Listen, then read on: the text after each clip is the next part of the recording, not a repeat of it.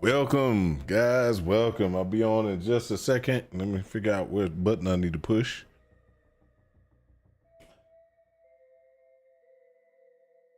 Welcome to the party. It's your boy Malintent. We're going over Path of Exile today.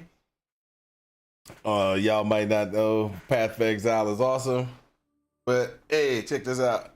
Y'all might not see it. I got a Last Epoch shirt. Yeah, Last Epoch shirt. I got one.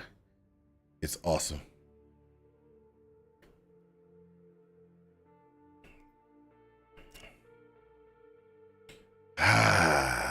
Okay, guys, let's go ahead and let's go through this.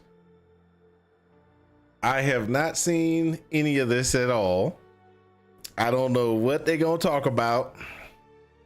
If it's gonna be good, if it's bad, or anything like that. This is gonna be our first review. I've been working pretty hard this week, so just FYI. So I've been working pretty much all the way up to 8, 9 o'clock every night. Oh yeah, the shirt is awesome, dude. The shirt is. I got a bunch of shirts actually. I got this one. Hold up for a second. Let me do something. Okay, Google Broadcast. Hey baby, can you bring down my other t-shirts?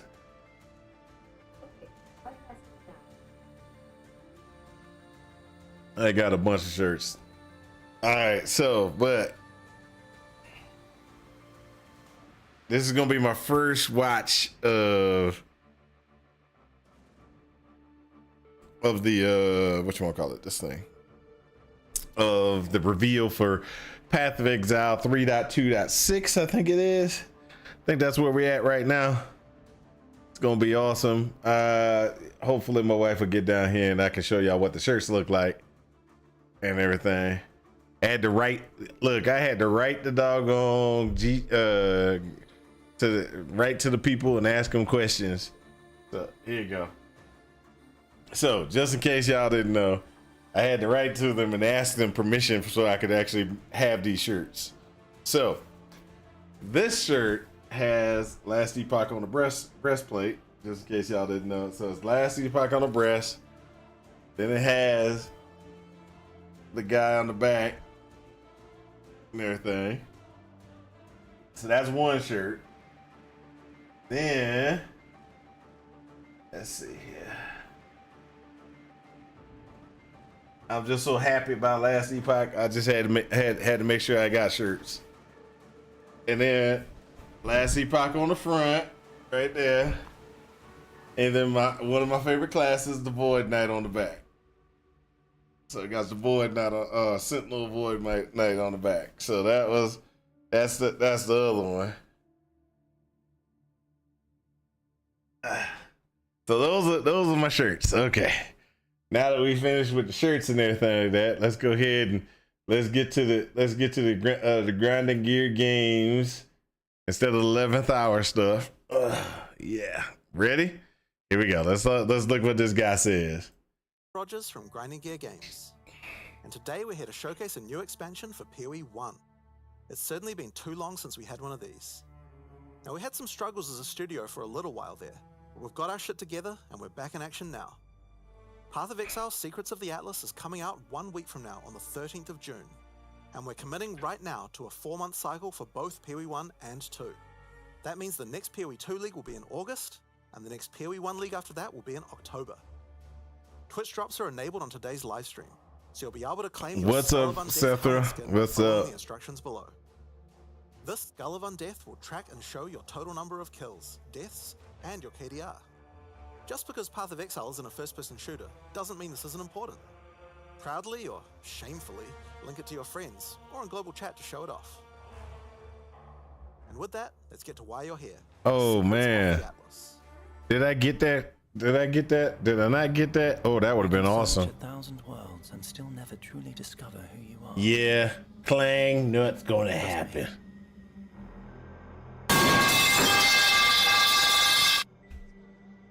But now, I seek something more tangible. I hate you.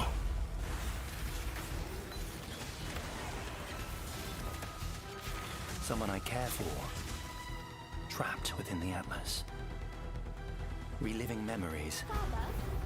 Made real. What have you done? Made grotesque. Made foul.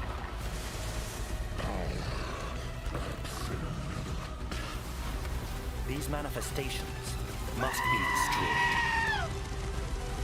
Their threads must be eradicated. I must have answers. We must find the originator. We must save my sister.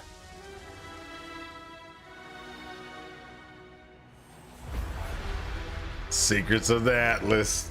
Interesting. In-game mechanics have been new pinnacle boss.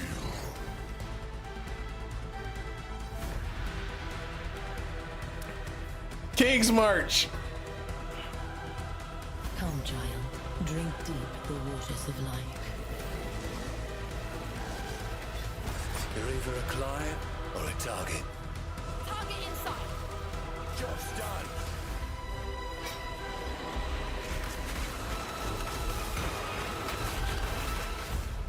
They're giving everybody pets. Just FYI. Everybody got pets.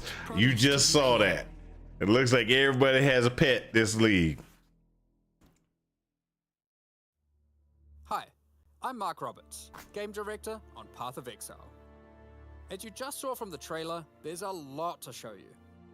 Today, we will take you on a deep dive into the new Path of Exile Secrets of the Atlas in-game update.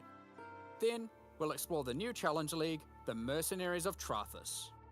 After that, we'll cover the integration of gold into PoE 1 and how we're bringing Settlers of Kalgur into the core game.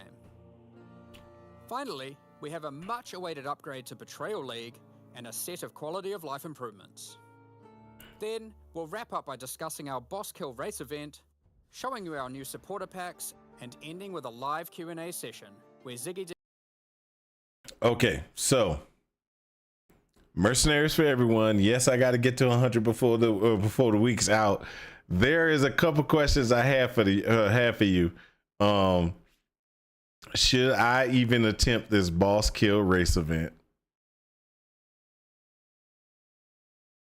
Will ask Let's think Jonathan about and I that. your questions from Twitch chat. In Path of Exile Secrets of the Atlas, strange rifts have begun to appear across the Atlas. Zana has returned and appears to be trapped within. Partway through the endgame, you will meet Egan, an intelligent man of mysterious heritage. These tears in reality he has discovered are actually threads of memory, distorted and made real by the Atlas. Egan is able to create a link to these memory threads and open portals to them. Working with Egan, you must step through and find Zana, or whatever remains of her. Okay, so that's the story background, but how does this expansion actually work? In the Secrets of the Atlas, the pursuit of Zana with Egon is a new storyline that is introduced in high-tier maps. Upon meeting Egan and discovering the tier, he will then transfer it to your map device and reveal this on your atlas, a thread of memories. In order to now access each map on the thread, you simply need to talk to Egan when you're ready, and he'll open the areas in sequence. These areas can be fully influenced by your atlas tree, scarabs, fragments, and everything of the sort. As you work your way along the thread, you will discover that these maps have manifested dangerous threats, influenced by the memories of Zana herself. Monsters here are imbued with memory petals. Defeat them to absorb this power, which can be unleashed as a special ability during combat. Different maps on the thread have different abilities, and these abilities appear on an additional mini skill bar next to your regular skills. For example, Memory of Disbelief will cause all affected monsters to stop dropping equipment items, meaning they can now only drop more valuable items, like currency and maps. Memory of Panic will make all affected monsters revive immediately after death, which means you can get twice as much experience and drops from them. And Memory of Impatience will cause all surrounding enemies to give you their souls, temporarily increasing your power. As you progress further into the thread of memories, the maps can have more than one memory, and thus you can have more than one powerful ability. As you gather memory petals, you can use these powers together. Each skill costs its own amount of memory petals. So using the examples above, you can first use Memory of Impatience to become way more powerful, then use Memory of Panic to prepare them to revive when they are slain, then use Memory of Disbelief to cause them to drop better, more valuable items. Finally, obliterate them all. The Memory of Panic will kick in, causing them to revive, and then wipe them out again, allowing you to get all the experience and enhanced drops twice. There are many combinations of these powers, so you'll have to carefully consider how they best work together. That's not the only extra layer of content juicing these maps offer. As you defeat the boss of each map along the thread, you are presented with an altar. Oh, I'm not trying to win the boss race. All following maps in the thread, and these will stack as you go. So the deeper you delve into a memory, the more mods you will have. This, combined with the special abilities, will allow for some of the most juice maps ever run in Path of Exile. Let's take a look at some of the altar mods. You are always presented with two choices and must pick one. This mod, for example, will cause some rare monsters to be possessed by tormented spirits, where this mod makes Kerac modifiers free to craft. Both of these apply to all subsequent maps in the thread. The final map in each thread is a true challenge, with all the altar mods applying to it and guarded by a powerful boss. Each of these bosses are familiar, but dreamlike, drawn from Zana's memories and warped by the Atlas into something very different and terrifying. In this map, you will fight the pinnacle boss, Cirrus. Fueled by Zana's affectionate memories of him, his enhanced abilities can prove to be a unique challenge. If you manage to defeat Cirrus, or one of the other warped memory bosses, okay, this is crazy, fragment, which Egan can use to delve deeper into the memory tears. With these, you can access a set of 3 new pinnacle bosses. Oh, are we dead yet? It's gonna start streaming again. In this arena, the Moment of Reverence, Zana is reliving a memory of her father, Valdo, giving a passionate speech in Oriath. The Atlas distorts this memory of her father as a powerful, influential man and manifests those emotions into a twisted nightmare, the incarnation of dread.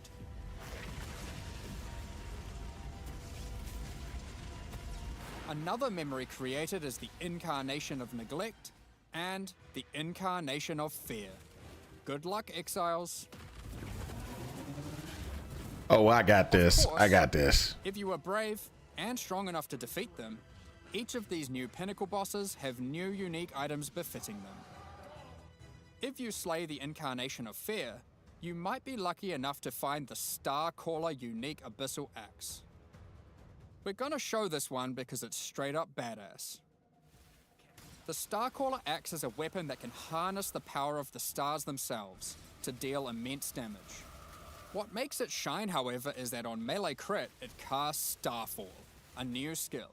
With the right build, you can carpet entire areas and wipe out screens of enemies as you rain down the elements upon them. Spin the win, baby. Another item you may find, and this one is my favorite, is the Wine of the Prophet unique flask.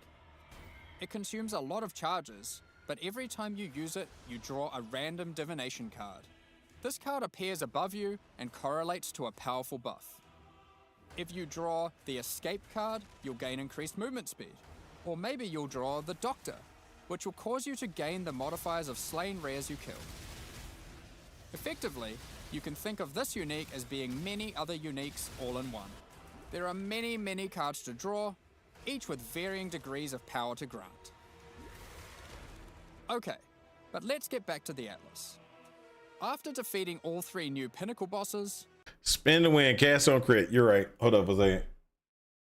Monday through Friday, 9 to 5. Oh, 9 a.m. to 5 p.m. Eastern Standard Time? Oh, dude, I'm never going to be able to see you. Well, since it's 5 p.m. Eastern Standard Time, I might be able to see you.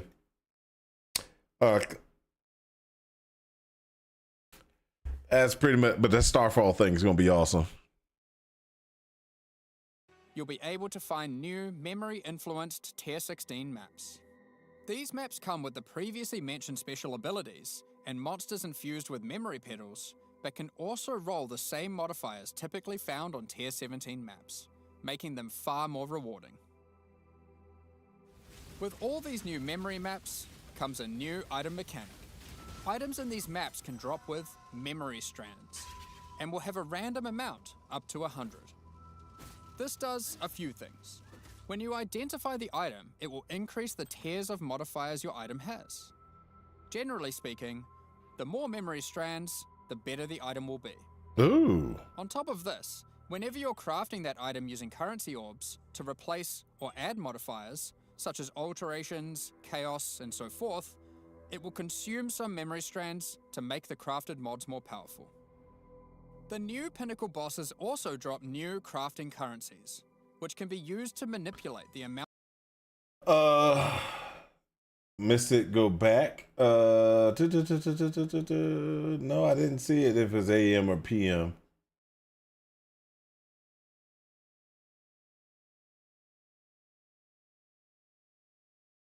What did I miss? Go back. Yeah, Fortune Position. I've seen it. That's what I was talking about. So I saw that. Memory strands.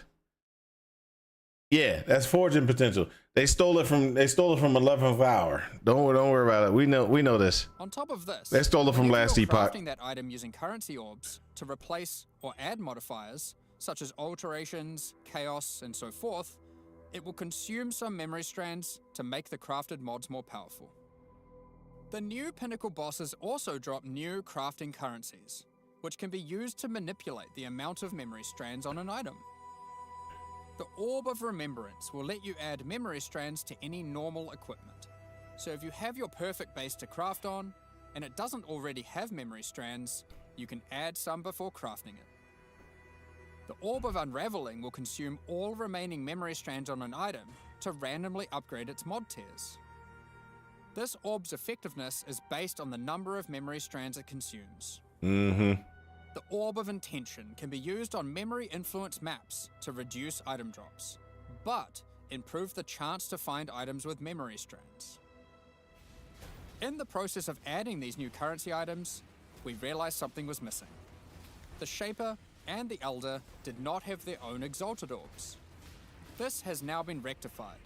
Both bosses now have Exalted Orbs, which can add their influence to an item.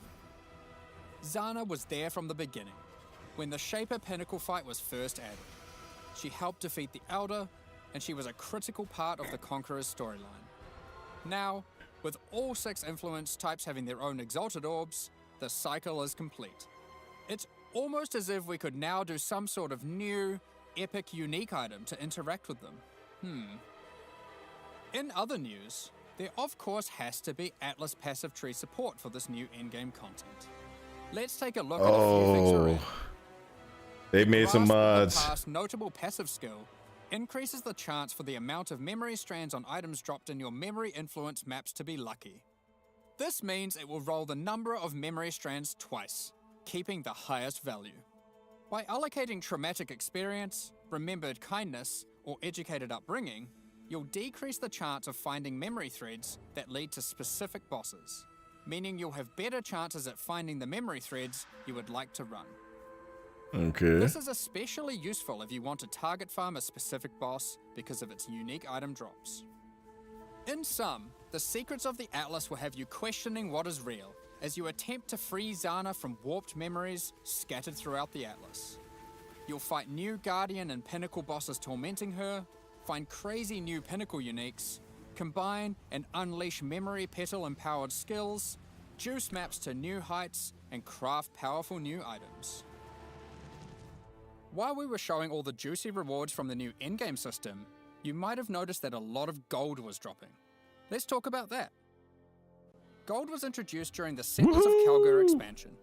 It funded the development and operations of King's March. That's the Along place. with various new features such as the currency exchange, I love currency exchange. the black market, Yeah, I didn't do that much. and the passive respec system with Faustus. I did that. Those features offered by Faustus will be here to stay, along with some of the other services Kingsmarch has to offer. We'll get more into that later, but don't worry, Kingsmarch has already been completed. There will be no more town building. Like Oh, before, that sucks. Gold will be used for town services, but we're also adding a new way to use it in the upcoming league. It's time to talk about Mercenaries of Trathus. In this league, you will meet veterans who have travelled all the way from the lawless cities of Trathus. They're ready to offer their sinister services, but not for free. You will encounter these mercenaries as you journey through Rayclast, one in each area. They have their own personalities and come with different builds, skills, and items already equipped. After meeting them, as per the Trathan Code, they will challenge you to a duel, a test of strength and conviction. Before beginning the duel, you will be offered an overview of the mercenary you've encountered. Here, you can see the gear they have equipped, the skills they employ, and any support effects augmenting those skills. You must now make a choice.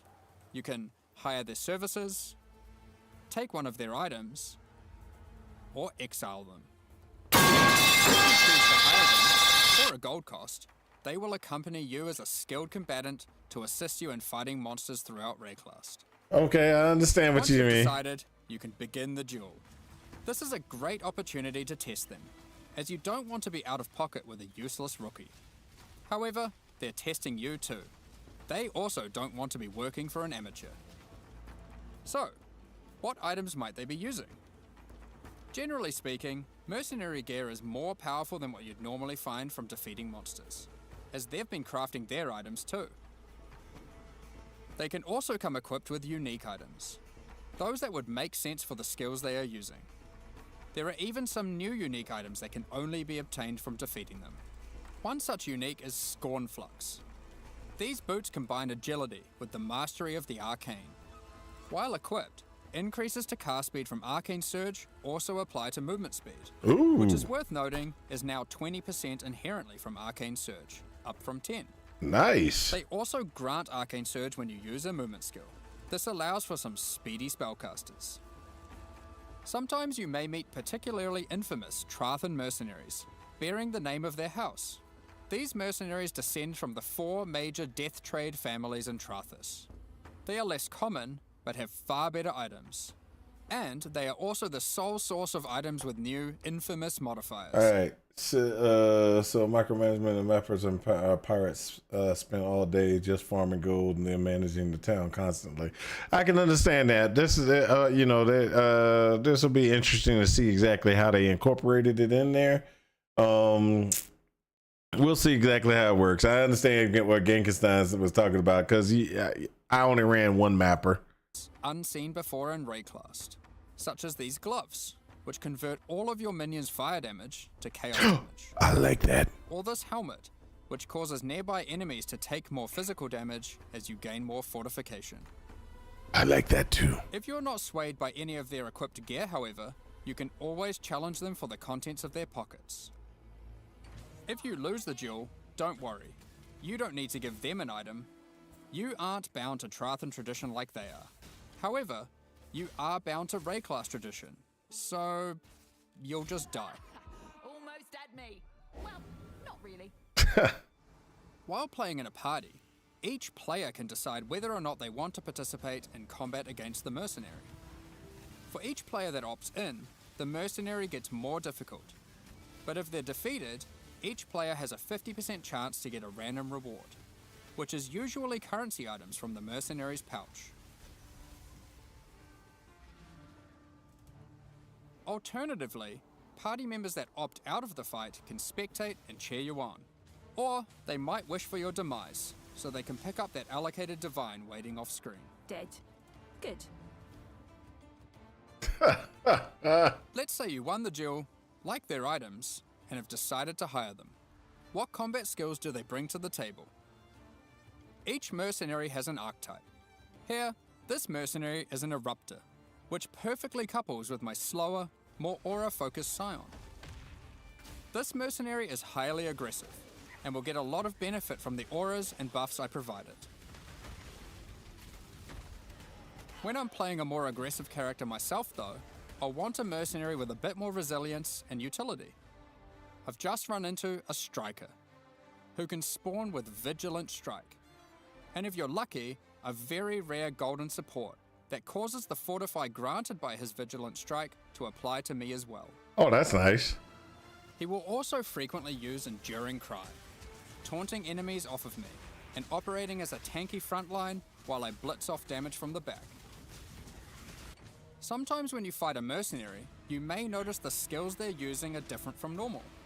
For example, this sniper is using a Trathan version of Siege Ballista. If you're lucky, you will be able to select it as your reward when challenging them, then defeat them and they'll drop the Trathan gem as promised. You can Interesting. only have one mercenary accompanying you at a time, but up to 3 total in your service. The other 2 will wait patiently in town. They're more transfigured gems, but you can't get them unless you beat the Tarathan people. So yeah, I can understand that. Having varied options is useful, as there may be situations where you need specific backup, like a difficult boss fight. Any of your mercenaries you have active, or in your reserves, can have their equipment replaced with items of your choosing. They don't level up, so you will want to be looking out for more skilled and more powerful mercenaries as you advance through the campaign and endgame. Okay. If your mercenary falls in combat, you will need to return to town and spend some gold on healing supplies to get them back on their feet. Then perhaps consider giving them some upgrades, if you think it's deserved. I just wanted to clarify, mercenaries do not lose their equipment when defeated. If your merc buddy consistently fails you, you can just dismiss them and find a new, more resilient ally.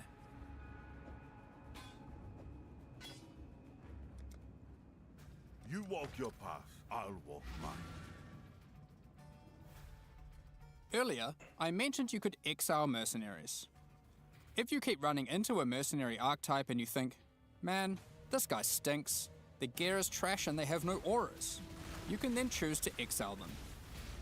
If you win the duel, they'll be forced to leave with their tail between their legs, and you won't encounter that archetype again for a while. Okay, Now, got it. alongside these new Trathan arrivals, we shouldn't forget about the recent Kalgurin ones too. As we mentioned earlier, the Settlers update introduced gold-based respeccing of passive points. You can now do so by talking to a number of NPCs throughout Rayclast, starting with Bestil and Lionize Watch. Black market item gambling, previously just available in Kingsmarch, is now available in each town at the same NPC. Woo! This lets you buy randomly generated item bases for gold. Very useful if you're stuck for upgrades or searching for a specific unique. Yep. The currency exchange will be returning too. Starting Yes, from Lionize I like Watch currency 6, exchange. you'll be able to find Faustus, who can help facilitate these trades. Now, after almost a year of building, Johan is finally satisfied with the upgrades made to the town, and now its services can be used to their full effect. Kingsmarch is going core, but there will be no more town building. As you start running maps in the endgame, you'll start to find different ore veins, which Calgary El Chade. Yeah, I got an extra super wide monitor. You're gonna have to yeah, super wide, ultra wide monitor. Yeah, you're gonna have to check Discord. It's in Discord in the living room, I think. That's what you'll see what my new setup is. and workers can mine for you. The shipping mechanic invites you to send these ores and crops to Karui and Kalgurin ports, and they'll return rewards in kind. By sending shipments, you'll receive different items, but by sending to Karui ports, you will also receive tattoos, which can be used on your passive tree to change what stats they grant. The Kalgurin ports will be sending back rune grafts, which is a new passive tree mechanic that replaces the runesmithing service previously offered by the town. These are similar to tattoos, but instead of replacing stat nodes, they replace a passive tree mastery node. Ooh. For example, Runegraft of the Bound reduces bonuses gained from boots, but increases bonuses gained from gloves. Runegraft of the River has a chance to recover your life to full if you reach low life. And the Runegraft of Time which has a chance for your cooldown skills to instantly recover from their cooldown, which I will note includes cooldowns on your triggers, just in case you want to trigger even more spells. There are many other rune grafts which cover a wide range of different builds and stats. Some are more common and others rarer. You can only use one of a given type at a time, but you can use them on any mastery on your passive tree, which can be particularly useful for off-class investment. Isla has continued to make modifications to the Recombinator. She has developed a new method of recombination that you may recognize from Path of Exile 2. For those unfamiliar, this method... Let's see here. You need a 19 by 20 1080 capture card and a second rig. I got a second rig.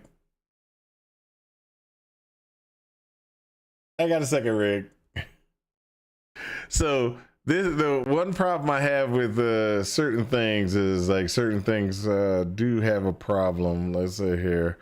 So there are some stuff, but you'll see when I play games, it's a lot different. Decide which modifiers on the two input items you want to try merge together, and it has a success chance you can see. This method can result in the items being destroyed. However, it is a good option to use when trying to create items with fewer mods to use as crafting projects. Given the existing recombinating mechanic was very powerful for top-end crafting, we didn't want to remove it. We have kept it, and you can now choose to use it the old way or the new way. By letting fate decide, it will combine the two items randomly. There is no risk of destroying either item, but it will be less predictable. Oh, okay. As Settlers is now a core mechanic, we've also added Atlas passive tree support. Yay, of course. If you wanted to gather more Verisium ore, you could take this notable. Each ore has a similar node. Refiner's Bargain converts items dropped by possessed monsters into thaumaturgic dust, sulfite into random ores, and life force into random crops. We've also added a set of Kalguran scarabs, so you can add more ore deposits, increase the rarity of monsters that guard ore deposits to at least magic, or gather smelted bars from ore you mark instead of ores. To sum it all up, Kingsmarch is now a thriving town where you can employ a swath of workers to collect resources, refine ores, craft items, and run maps for you. That's Send nice. shipments of resources in exchange for tattoos and rune grafts, using those to modify your passive tree to an extent never seen before. Nice. Following on from that, we've also made a substantial rework to another important mechanic. I might like Betrayal. I might like this. Refresher, and to explain to new players, They let's said briefly betrayal, explain what and I do betrayal every league. Betrayal is a mechanic introduced in Act 9 and tells the story of Jun Ortoy and her investigation of the Immortal Syndicate. This is a mysterious group of exiles who can seemingly come back from death. You must help Jun to uncover their leader, the Syndicate Mastermind. The Immortal Syndicate is organized into 4 divisions: transportation, fortification, research, Yeah, we know this. We know this. intervention. As you encounter the Immortal Syndicate members, you'll gain intelligence for each of these divisions to discover the location of their leaders. tracking them to their Come safe on. houses. Let's go. Defeating the division leaders at their safe houses will reward you with intelligence on the Syndicate Mastermind. In your journey to track down the Syndicate leader, you'll manipulate the members of the Immortal Syndicate to change divisions, form friendships and rivalries, and even banish them from the Syndicate for a time. Historically, after encountering and defeating the Syndicate Mastermind, the state of the Immortal Syndicate would reset, requiring you to start from the beginning of the investigation again. This has always been a difficult decision for players and can often feel bad. Yeah. Fight the Mastermind for a chance at the special loot, or keep farming the safe houses that you've spent so long setting up. Well, in the Secrets of the Atlas expansion, we've split out the Mastermind to be completely separate from the core mechanic. Oh, that's The boss interesting. is now accessible through a new fragment that has a chance to drop from the safe house leaders at high levels.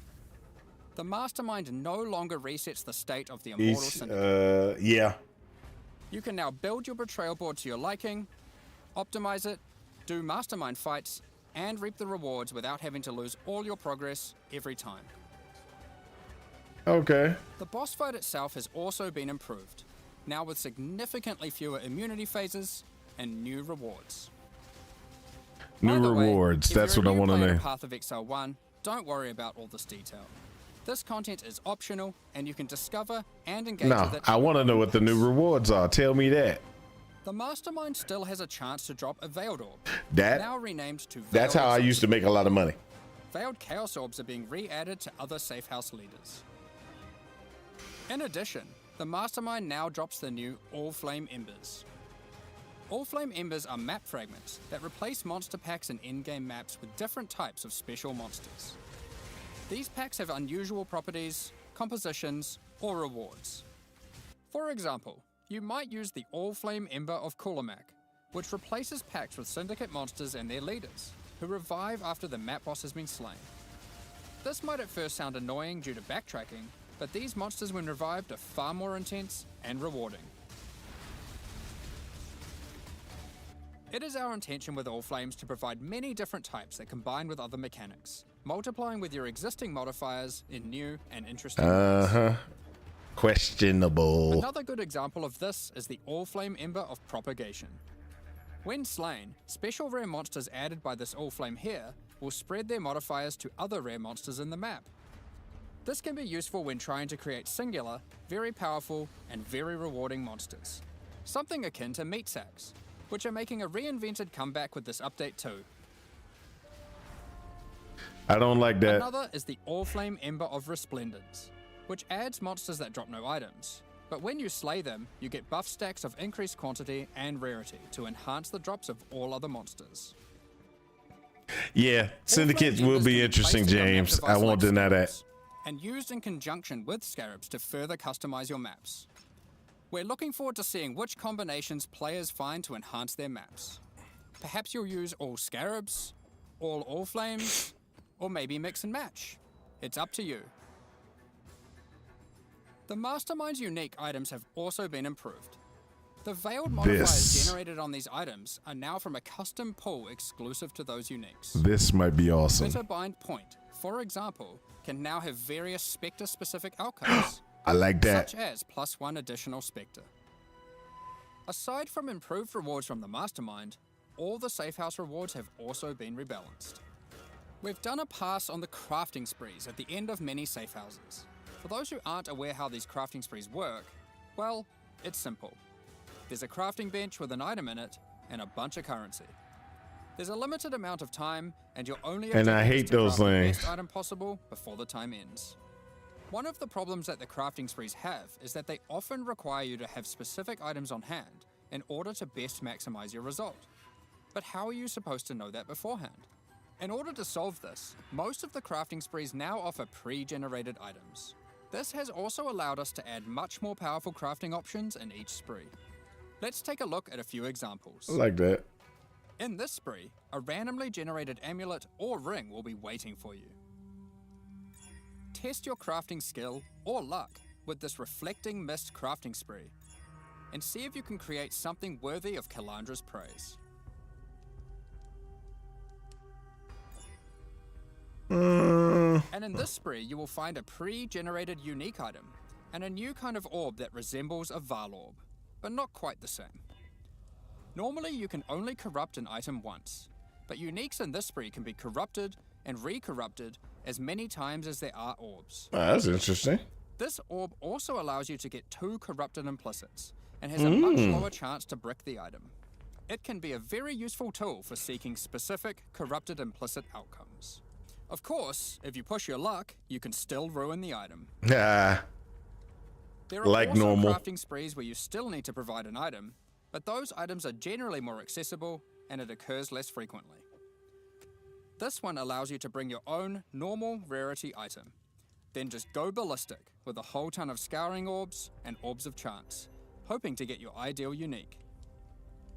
For most sprees, the rank of the syndicate member increases the amount of currency provided, the quality of the pre-generated items, and the time allowed to craft your item. Okay, Aside so from the you need to crafting get that sprees, guy as there high are as other new possible. options too. If you love gambling for currency, how about you try opening Varici's Emperor's Luck chests? These work just like the Emperor's Luck divination card, we're gonna lose provide T4, full so stacks of okay. currency. If you're lucky enough, unlike me, you could end up with a whole lot of divines. Betrayal is a good source of veiled items. Veiled items have some important quality of life improvements in this expansion too. All of the crafting bench options normally granted by unveiling items are instead now moved to the core game, so you don't need to run Betrayal to unlock them. Okay, They are instead found at the entrances to boss rooms and in-game maps. that's On top of good. that, you no longer need to speak to Jun to unveil items. You can just right-click them, or the equivalent on That's gamepad, even better. and select which veiled modifier you want to unveil. Overall, Betrayal is now much more streamlined and more rewarding. Happy interrogations. Shut up!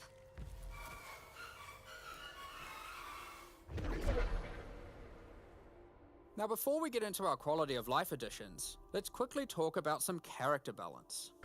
Uh-oh. We'll be doing our regular character balance changes, where we are bringing outliers in line to help evolve the meta, but we are also focusing our attention on buffing some specific things. This includes spellcasting supports that specifically enhance self-casting builds, channeled spells, adding new options to the Guardian, Berserker, Elementalist, Saboteur, and Champion. Hey, Ascendancy hold up. classes, Go back. Go which back. includes Go some back. favorites from some of the alternate classes from Go Legacy. back. Adding new options to the Guardian, Gain a random shrine buff every 10 seconds. What?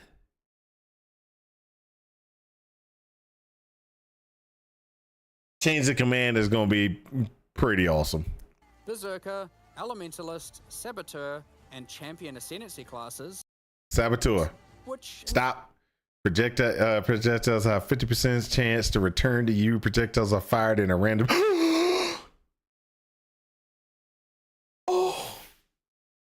Oh, this is so awesome. I just found my character for start of the league. Y'all don't understand. This is gonna be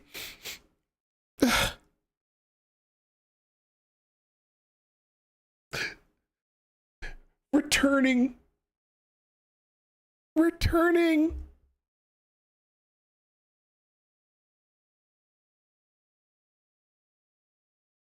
Okay, I'm sorry. You're right. I didn't look at the rest of the stuff, James. I didn't. And El Chade, I didn't look at the rest of the stuff. You're right. Hold up. include some favorites from some of the alternate classes from Legacy of Freesia, and buffing a whole bunch of transfigured gems that never really hit the mark.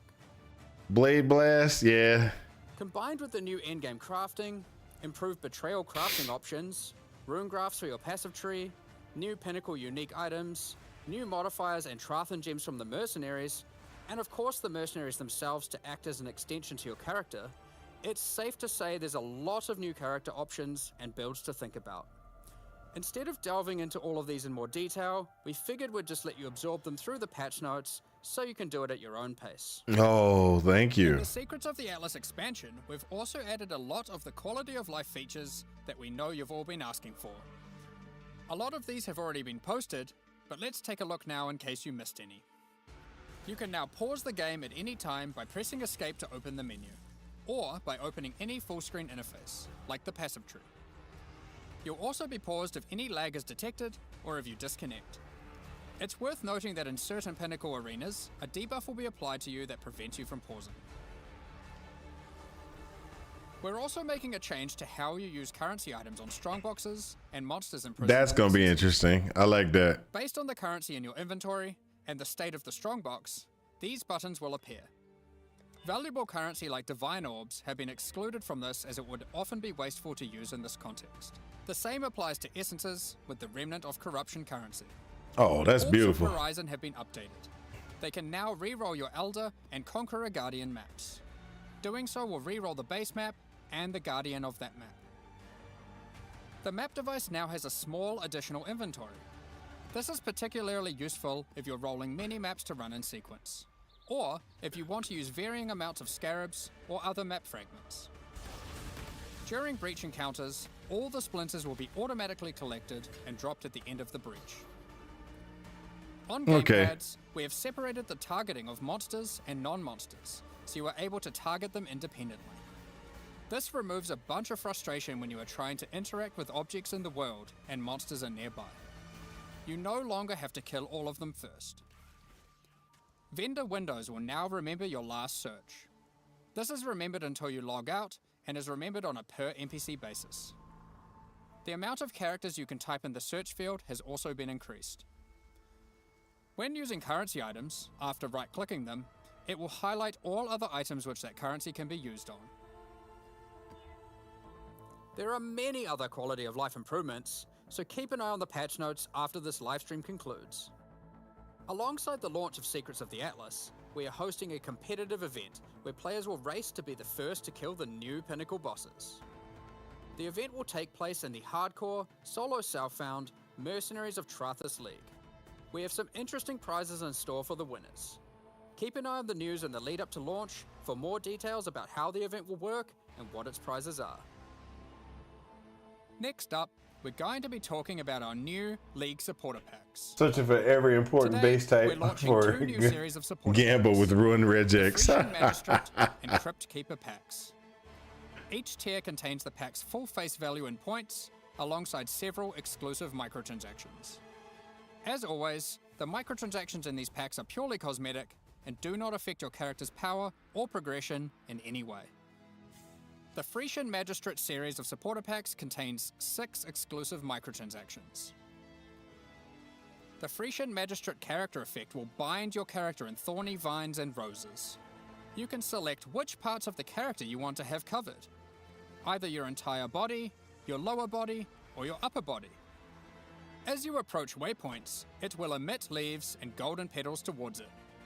When activating the supporter waypoint, pack it is will meh. burst around you. Okay. Envelop your weapon in thorny vines and golden flora with the Frisian Magistrate weapon effect. Your weapon will also create a trail to match as you swing, and even comes with its own hit effect when slaying enemies. You are the law while wearing the armor of the powerful Frisian Grand Magistrate. I like that The one. Spider Blossom pet activates its defense mechanism, disguising it as an elegant flower when near rare or unique enemies. The Frisian Imperial Magistrate back attachment comes in 2 forms. I like that one. Equip either the Tombstone variant, which will leave tombstones in your honor when you meet your demise, or equip the Cape variant to cause the corpses of slain enemies to become enveloped in rose thorn vines and blossom with golden flowers. Keep track of how well, or poorly, your ultimatums with the Trial Master have gone with the Trials of Chaos hideout decoration. It will keep track of the total number of waves completed, the total number of ultimatums succeeded, or even failed. On top of that, it will track the total number of times you've defeated the Trial Master himself. The Crypt Keeper pack series also contains 6 exclusive microtransactions. Oh, With the Crypt Keeper finisher effect, death itself will tear through into the realm of the living and steal the soul of slain unique enemies. I like that. The Crypt Keeper portal effect creates a gateway for lost souls The to pass portal. I'm a portal guy. I love portals. Become the true master of the undead by wearing the hallowed Crypt Keeper armor set. Oh, It comes with a more armored helmet variant and a creepy mask with a spectral. no. I like the other one. Looking to have some fun during idle time in your hideout? The Burrowing Bramble Bash hideout decoration will test your reaction speed as you try to whack as many Devourer heads as possible in the shortest time. It also comes with a scoreboard, so you can try to set new records to show off to your friends or just visitors coming to trade. Equip yourself with the Ghostly Dead as you ride the line between the living and the dead with the Sacred Crypt Keeper back attachment. The Sacred Archives map device resembles a magical library with the Now works of that scholars that come to is life when you open them. awesome. This map device tracks how many of each core league you've completed in in-game maps. These packs are now available for purchase on both PC and console. And will The remain second so one's a during better Path one. of Exile You and are correct, El Mercenaries of Chade. Trathis. The second one is a better one. Additionally, any microtransactions from the supporter packs will be made available for use in Path of Exile 2. The second one's a better Meanwhile, one. The Paladin and Penance packs leave the store forever at the launch of the Mercenaries of Trathis League, so now's your last chance to purchase them. Additionally, the Dawn of the Hunt mystery box will be made available for Path of Exile 1. If you have already unlocked any microtransactions from this box in Path of Exile 2, you will of course immediately have access to them in Path of Exile 1. Thank you so much for your ongoing support. Okay. Stop that. All right, that's good. Okay, so let's look at these patch notes, people. Let's look at these patch notes. It's kind of weird, but what you do for this is you don't zoom in, you kind of zoom differently. There we go. So let's look at the patch notes. Let's see here. Secrets of the Atlas. Let's skip all that craziness. Let's skip all that. New content and features. Yeah, let's skip all that. In-game changes. Let's skip all that. It does give weird things to the dimensions to everything. It's just crazy. I could actually do this. Make it real nice and big these days. So let's see.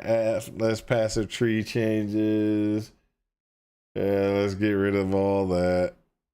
Settlers added to the core. Not worried about that. We're looking for the good stuff. Betrayal rework is kind of my.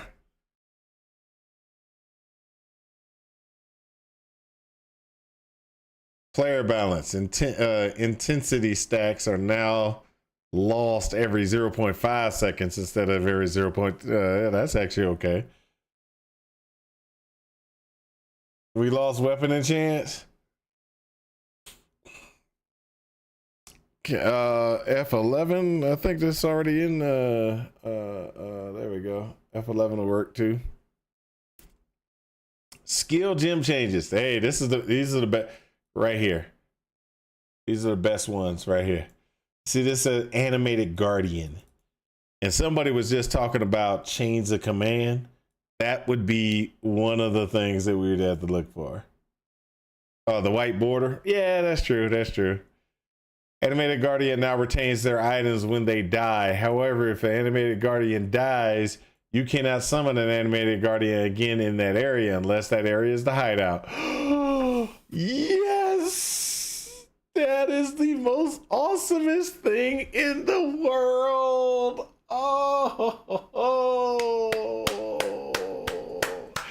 Congrats, GGG. Congrats, GGG.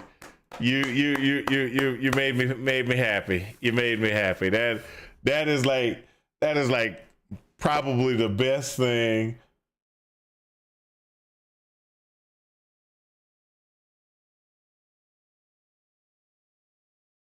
One downside to change the command, every map is oh, so I didn't know about that. So hold on for a second. Gonna be like one div now. Okay, understandable. But let's go back to this. So there's something on change the command that's making it one portal now. I will have to look at that. Well, let's continue. What?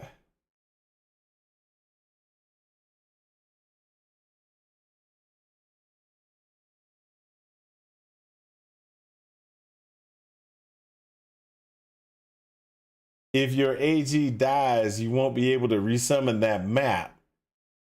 So hold up. What do you mean by that? So, however, your anime guardian dies. Okay. Retain their items when they die. However, if the animated guardian dies, you cannot summon the animated guardian in that area unless that area is your hideout. So I go to my hideout, I leave, go back to my hideout, summon them, then go back in, right? I'm in my hideout. As long as I'm in my hideout, I should be able to resummon them.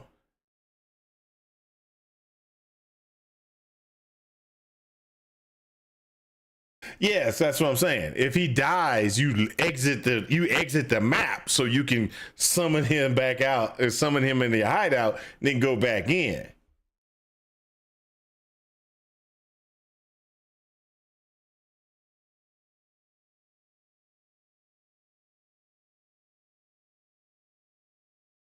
I'm just saying. It says unless that area is a hideout, so you cannot summon it in the same area unless it's your hideout. I go to my hideout, boop, I get them back. That's how I'm reading this. That's how I'm reading this, which is awesome because that means you can go into a map. If you lose them, exit the map, come back to your hideout, bring it back up, then go back in. So let's see here. Bane of Condemnation. Really not worried about that. Blade Blast of Unloading. Not really worried about that. Don't really care. Don't care. Don't care. Don't care. Body swap. Don't care. Blight, blight, blight. Don't care. Bone shatter. Don't care. Vigor.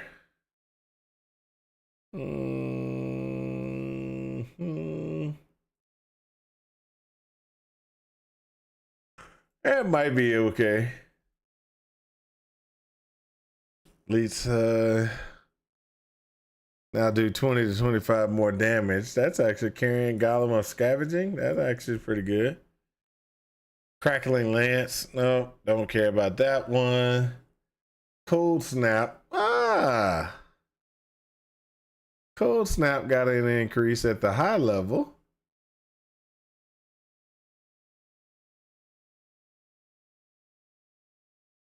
Yeah. This might be interesting. I don't care about Contagion. Hey, let's look at Cyclone. 60 effective is based on blah blah. That's good. It's an increase. Cyclone League. Cyclone League. Golem changes is important. Oh yeah. Oh yeah. So when I looked at this one, that's actually pretty nice.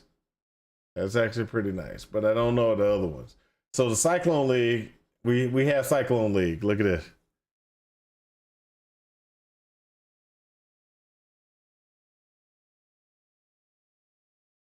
It used to be just straight 30. Now you have a variable. Increased area per meter additional melee strike range, previously 10.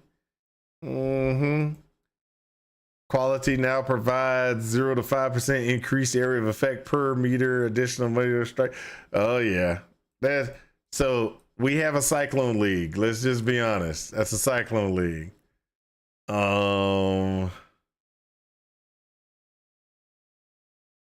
Cyclone Tumult, that might be okay.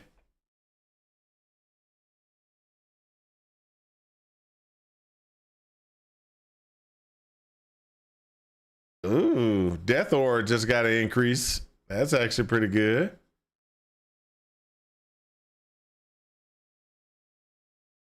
Oh yeah, that's what I'm going. I'm going crack. I'm going cast on crit. And but yeah, better move speed, better AoE. It's a Cyclone League like crazy. I don't care about Divine Ire. Don't care about that. A Sanguinate got an increase.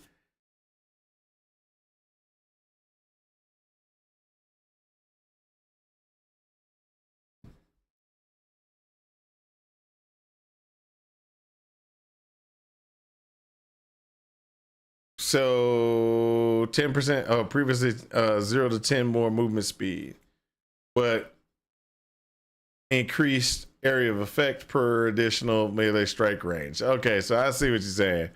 You get the speed increase here, but you're going to lose it and you get more area of effect.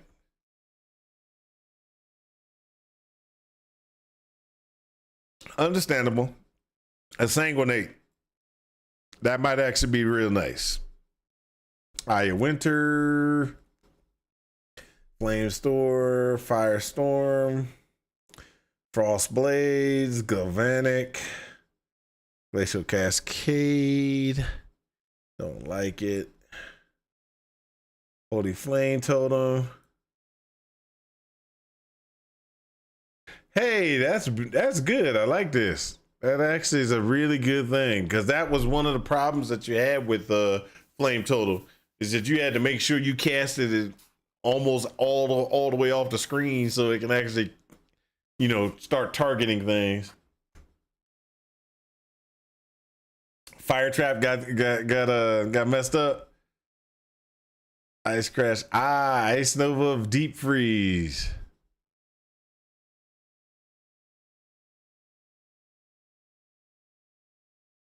I like this. I like this. Ice Nova Deep Freeze. Ice Nova Frostbolts can now expand up to 2 Frostbolt projectiles. Oh, no longer has. Oh, hold up. That's not that good.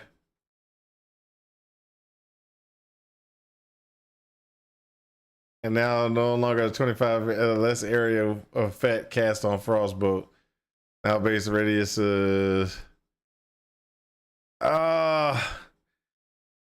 They messed me over, because hey, this would have been great, because you could actually do cast on crit.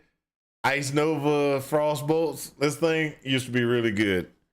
Now they kind of messed it up. Well, they didn't mess it up. They just made it so it's less powerful.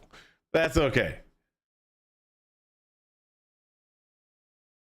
Lightning Strike, Lightning Strike, Lightning Tendrils, Infernal Cry.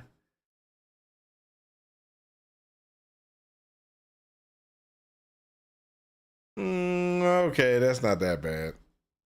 Molten Strike, Perforated Blood, Perforate, Power Siphon. Oh, they downgraded Power Siphon. Ugh.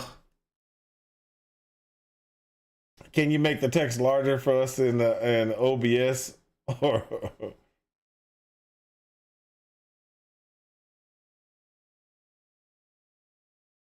The text ain't large enough?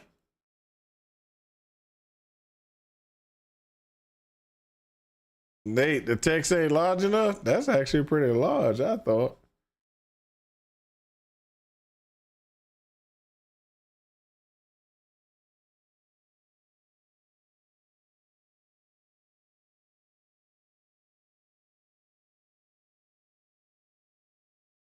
Yeah, on stream.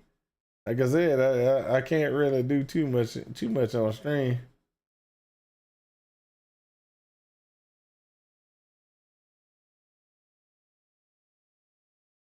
It's a small window. Yeah. Let me go ahead and look at something real quick. I do this. Do this. Make sure I got that.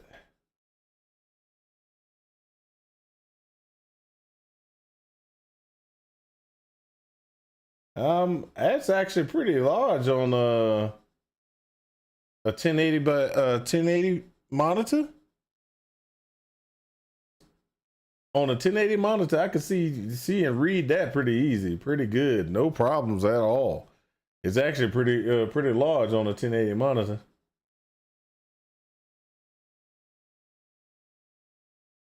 Yeah, all right. I mean,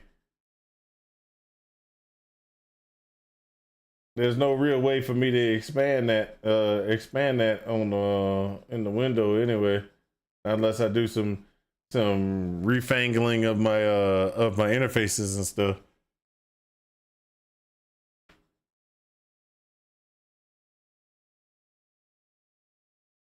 Yeah, I can't help with the black space. The black space is going to be there due to the fact that I have an ultra wide monitor, so it's gonna be yeah, it can always have multiple scenes, but that's the problem. When I started messing around with multiple scenes, I started having more issues. Just saying. Just saying.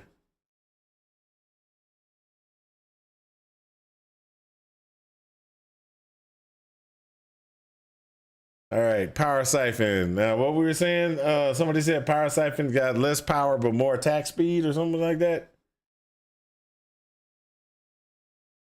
Oh, for the spell slinger. Yeah, that would be good. I didn't see oh, attack speed. Okay, got it. I was sitting there, I was like, we got distracted, but yeah, okay. So the attack speed is increased. Hold up a second. Let me turn music on at least. So we have a little background.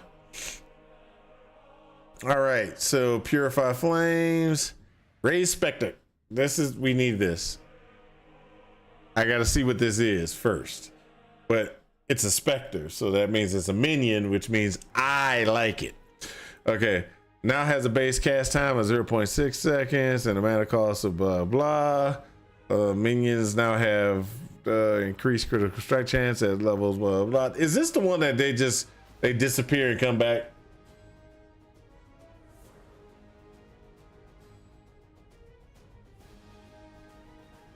Yeah, attack speed is harder than just normal DPS. It's the temp. Yeah, this is the bad one. This is the temp specters. It's a real good, to me, it's a pretty good increase, but temp specters suck.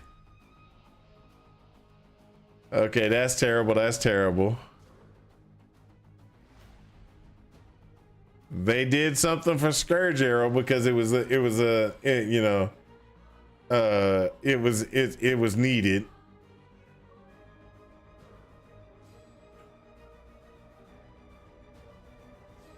Right. So yeah, but this is the problem. The problem is these specters, you don't know what specters you're gonna get. You go into a zone and you can get the specters that are there. That's the problem. I go into the zone. I might have good specters this time. I might have bad specters next time.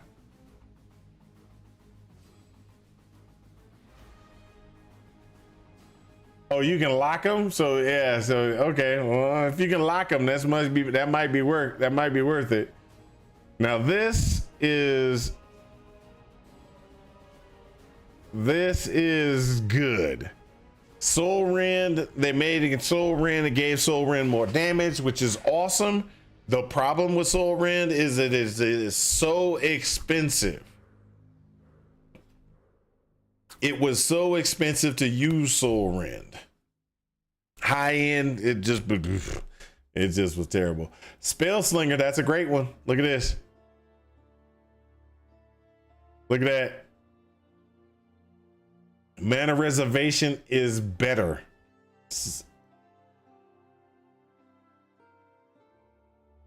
Yes, that is awesome. Mana reservation is back.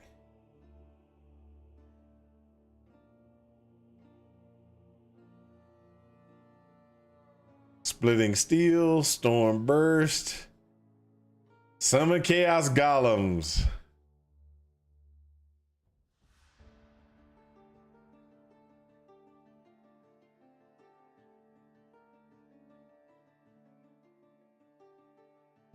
Oh, that's huge. That's huge. Holy crap. That's huge. Y'all don't understand how much damage that is. That is a good amount of damage.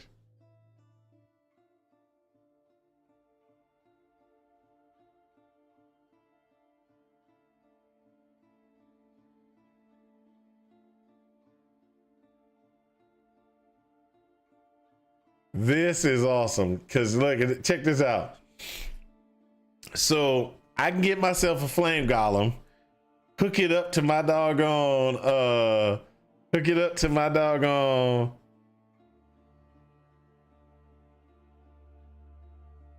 cyclone guy, get an increase in damage and 20% increase in area of effect. You can get real nice with this.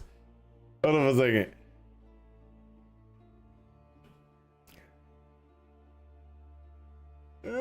This is actually pretty good too.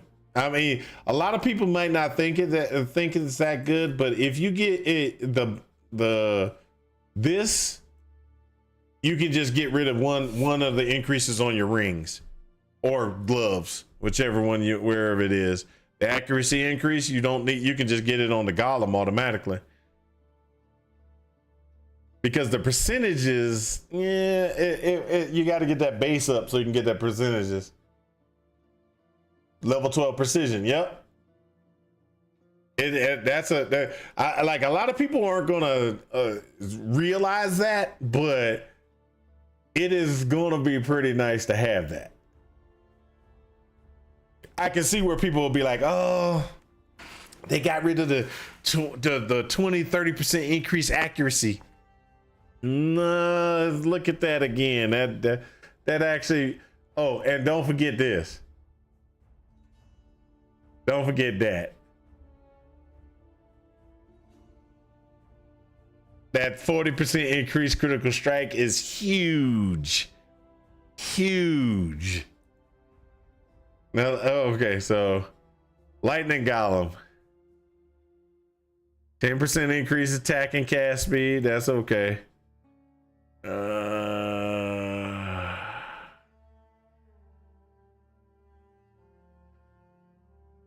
And now grants mana regen. Okay, I can see that. I can see that.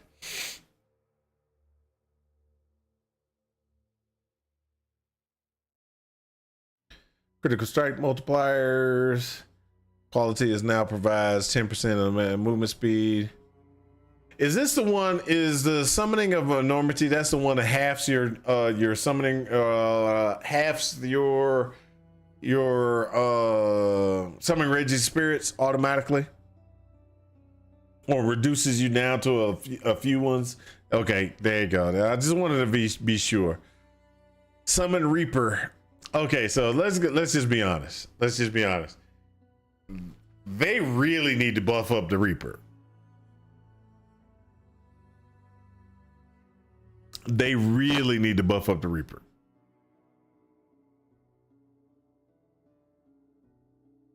And the reason why is the Reaper is just not there.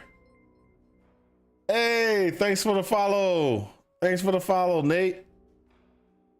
The Reaper isn't there. That is my main problem with the Reaper. The Reaper isn't there. And what about this one? Has anybody tried Summon Reaper of Revenants, where they get you can get more Reapers out at once? I have not even thought about it because the Reaper has just been such a bad. The Reaper has been such a bad minion. I just avoid him. I just avoid them.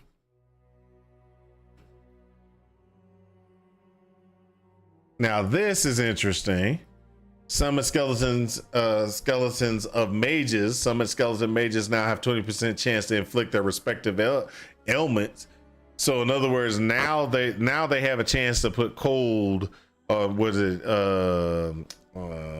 It's not cold. What is it? The cold debuff, the lightning debuff, and the fire debuff on you, or fire thing on you. Backsies. There you go. Shock, freeze, ignite, chill. Okay, there you go. Jeez, I couldn't even think of those things, man. It's chill, ignite, and shock. Summon Stone also increases 20% increased defenses. Okay, the rest of this stuff is pretty standard. Oh, here you go. This might be interesting. Wintertide is pretty strong.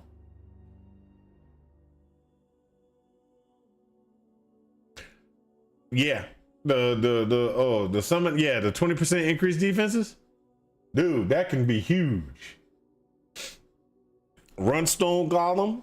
Also run the little thing that gives you double defenses, doubles your defenses or whatever it is. Then run a Stone Golem on top of that. Crazy. Not worried about the Vol skills. Okay. All right, let's look at this. Arcane Surge is a big thing now.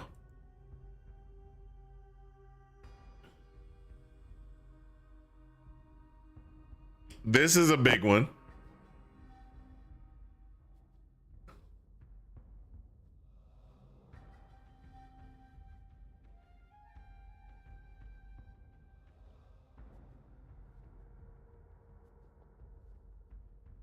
That means this is gonna gonna hurt some builds right here, because from the way I read it, right, in just in case I'm wrong, people are gonna lose.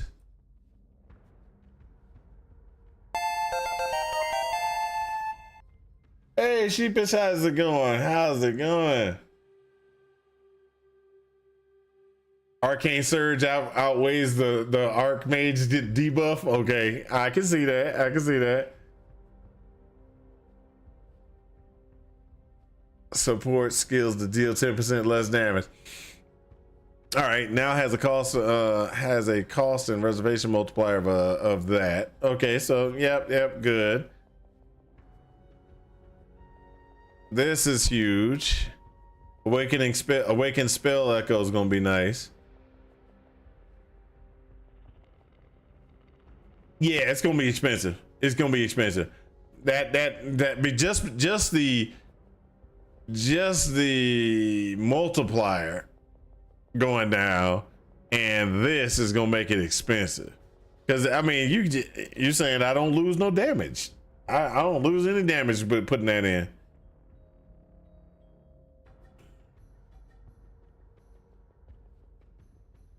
DK, greater spell echo.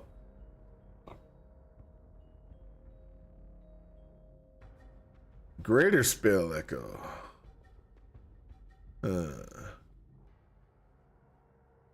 While channeling a supporter skill, you now have 12% less damage from hits. That's it right there. Cyclone, baby, Cyclone. 12% less damage from hits instead used to be 8. That's gonna be that right there. That's yes. That's bigger than that. I don't know how many people really realize some of the numbers that you can that you can mess around with. Lightning Strike's still best skill in the game. Cyclone's the best skill in the game.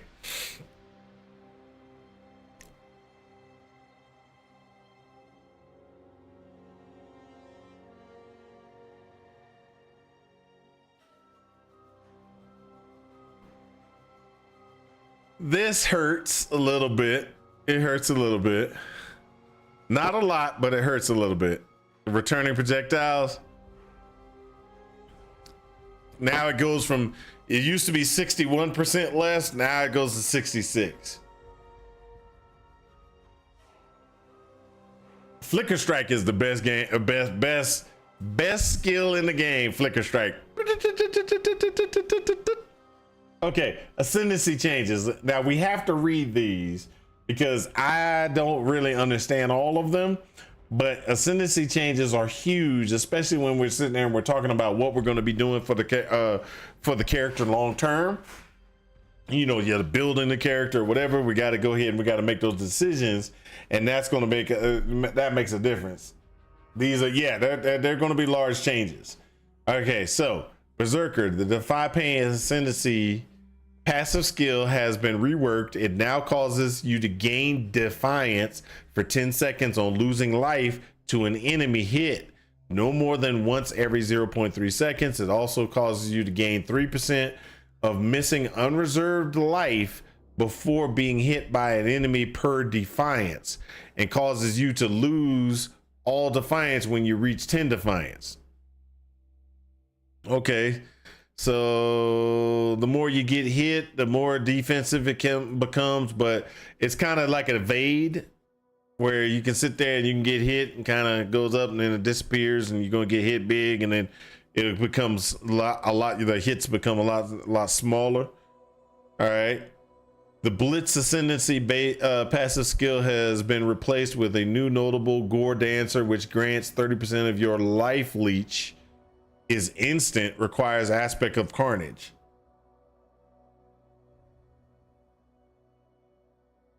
Like Trickster alternating buff. Okay, yeah, I can see that.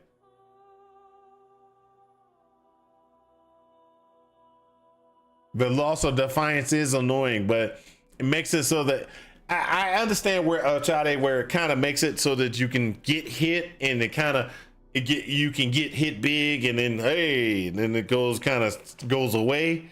Kind of gives you time to get yourself back in, you know, dodging things and whatever you need to do. It makes it so you don't stand in a slam type stuff.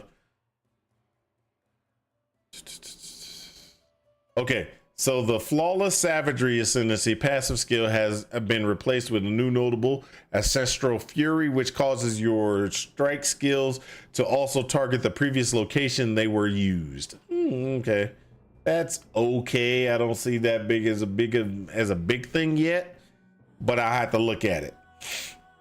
Now this is a big thing right here because you can get that with a couple of things, and you can get 50% back instant champion. This is an interesting one. The champion. The Fortified Ascendancy passive skill now causes you to have your maximum fortification, previously 15, and nearby allies count as having fortification equal to yours. Group play, that's going to be great. The Unstoppable Hero.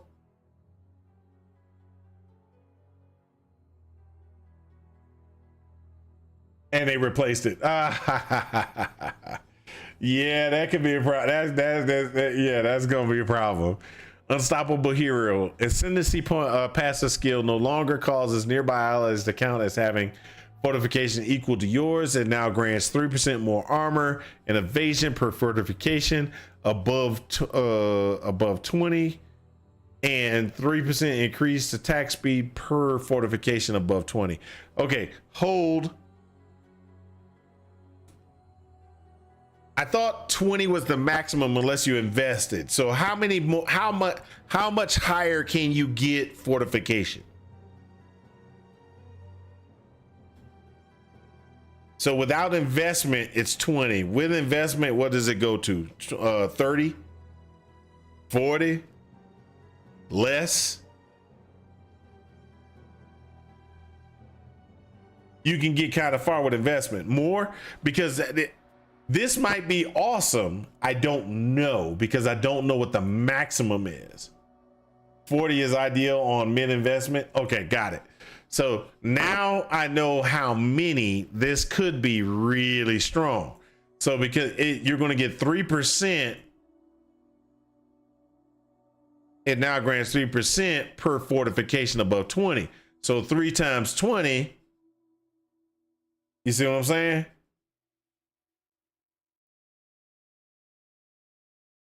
%, increase attack speed per fortification above 20.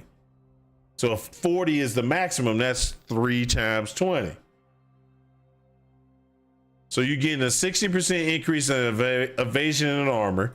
You're getting a 60% increase in attack speed if your fortification can get to 40. But then the question is, can you keep it at 40 for a long period of time? Or is there something that's going to happen that's going to drop it down, you know, make it spike it up and down? Yeah, that's huge. That's what I said. I couldn't tell because y'all are the ones who are telling me. Y'all said this can get to 40. So that's huge.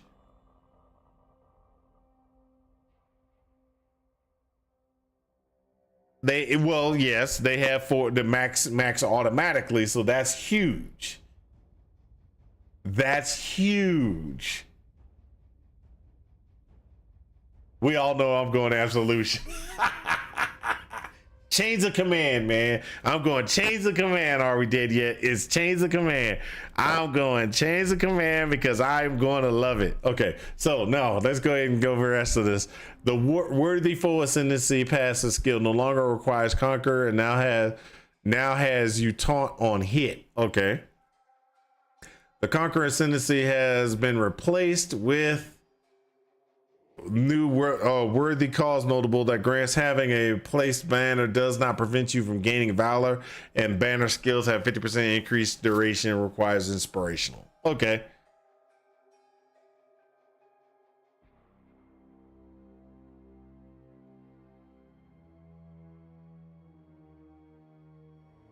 Okay. So it's higher than you thought. Whatever the maximum is, that I mean, that's even with 20 above 20, you know, you can get 40. That's huge. 50, the realistic max is 50. Okay.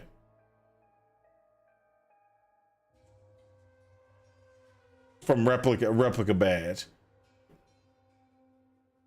Yeah, understandable, but that's actually pretty huge, dude. That's huge. Now this is awesome. We all know that I'm a Guardian player. I play Templars. I love Templars. Templars are awesome. This is going to be awesome. These modifications right here, just let's just go over them. The Harmony of Purpose Ascendancy passive skill has been reworked. It now causes you to gain a random shrine buff every 10 seconds. Random shrine buff, people.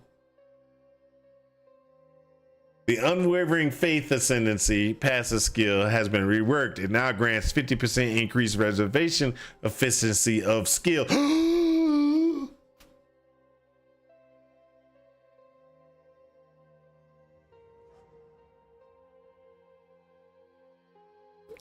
Oh my. Oh my.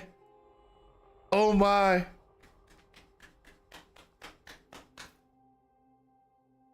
Guardian is gonna be awesome.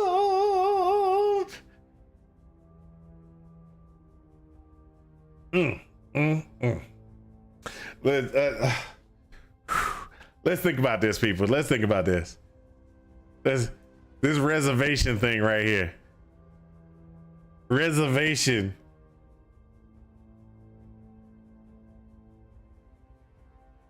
Did they mess with it for Doriana's prototype? They haven't messed with it yet. But think about this, people. This gets you a random shrine buff for 10 seconds. Every 10 seconds. So all you do is you get that extra time frame, and that buff lasts longer. So you'll have a random shrine buff every boom. It'd be great. Oh, are we dead yet? That's really possible. Negative 200 is easier now, because if you remember inside the thing, they were showing that you have the ability to use a mirrored thing in Betrayal to be able to so you can go in, do take it up as high lightning that you can get and use that on it and reverse it. It'll be mirrored and you can reverse it. You can get there pretty easy.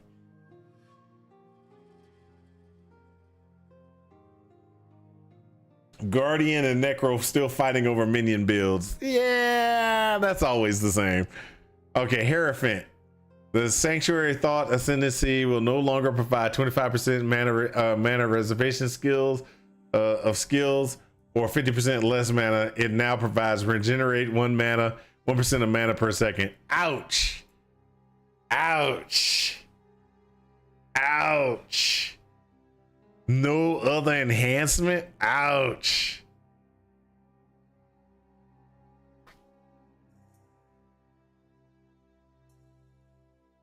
Yeah, it's a slap in the face. It's a slap in the face. 1% is huge. If you so hold. Let's El Chade. I understand where you're coming from. But for individuals that use the Hierophant for everything else, it's going to hurt. If you're using as a mom or you're using as a archmage, at 1%, it provides increased mana 1%. That's great, because you're stacking a ton of if you have a specific build. Yes, there you go. That's right, Nate. Everything else got nerfed. Got a slap in the face. But if you are a mom build, or you are a like you said, an indigen build, or whatever you want to call it, I can't even never say that name. If you're one of those, that's great. It is by far a buff. Isn't that? No, you can do that. You can still do totems with Hierophant. You can still do totems. People don't believe you, but you can still do it. Not very good, but you can still do it. All right. Now this right here, there are some builds that use the Ascendancy sprint, surprisingly. Indigon. Indigon, that's how you say it. Okay, got it. Indigon. Okay, I got it. I see it. So Saboteur. This is the build I'm gonna start with this league. I can already tell you I'm starting with Saboteur. Maybe I have to read the rest of this first just to be sure. Added a new shrapnel specialist ascendancy passive skill, which causes projectiles to have a 50% chance to return to you, and the projectiles to be fired in random directions. That is awesome. The explosive expert ascendancy passive skill has been replaced with a new notable calculated risk, which causes your critical strike chance to be lucky and damage with hits to be unlucky. Requires bomb specialist or shrapnel specialist. This might be interesting. Critical strike chance being lucky is really a big thing. If you are doing a crit multiplier type build and you're just doing a lot, that might actually come out to be good. The damage being unlucky that's not a problem if you can get your crit chance up to about 80. I think it's about 80. If you can get your crit chance to be about 80, that means you're 100% chance crit, because lucky is gonna re-roll every one. And so in other words, you're well, it's not 100, it's like 80% gets you a 90. It would take you to 97% if you do the calculations right. I think it'd be like 90. I think it's 97, might be 100, but it might be 97. Either way, I'm not going to do the calculations. I'm sorry, I'm not going to spend that time to do that. The bomb specialist ascendancy passive skill now has hits have 30% chance to deal 50% more area damage. Previously it was 20%. That's actually pretty good. And 30% chance to take 50% less area damage from hits. That's really good too. All right, so the two things we take away from this is going to be awesome. This could be really good. I'm sorry. This is going to be awesome. This is going to be pretty good. This one, it's dependent. It's dependent. Tricksters. Let's look at the trickster. The polymath ascendancy passive skill now provides 2% more damage for each different type of mastery you have allocated. Used to be 3. That's terrible. Saboteurs having an identity crisis? No. Okay, so all right. I will just be honest. You would go trickster for most things because of what trickster had. Saboteur still is a terrible class only because Saboteur has it takes so much investment to make Saboteur so you're not useless, okay, in damage and output, etc. Because it's triggering, it's the trigger. You could double trigger everything, right? Which is great. Double trigger is great, but it burns through so much mana so quickly. It's really hard to maintain. So you have to do a lot of finagling to get yourself to a point where you're not losing mana. If you decide to do not go mana and you decide you're going to do, what's it call it, Eldritch Battery, you're doing a ton of things on the tree to try to get yourself so that your Eldritch Battery is generating enough, you generate enough energy shield per second that it doesn't affect you and you don't gutter out. That has always been the problem with Saboteur. It has an identity crisis, but it's okay. No, I'm not doing an assassin. I am doing a Saboteur. I already did yet. There is no way I'm doing assassin. Unless you're saying we're gonna race again. If we're gonna race again, then I'll do an assassin. There'll be two assassins going at it, and this time I'm gonna win. All right, so the Sharper, the Shaper of Storms Ascendancy. This is Elementalist, people. Just they have most changes in the Elementalist side. Just FYI. The Shaper of Storms Ascendancy passive skill no longer has 25% more effect of lightning elements you inflict with hits if highest damage type is lightning, and now shocks from your hits always increase damage taken by at least 25%.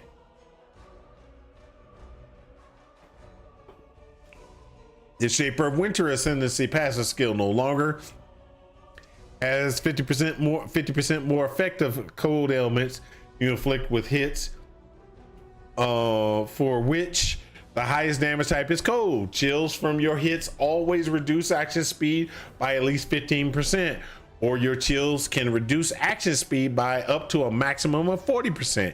Instead, it now causes enemies chilled with hits lessen their damage dealt by half of the chill effect, and enemies chilled by your hits have damage taken increased by the chill effect.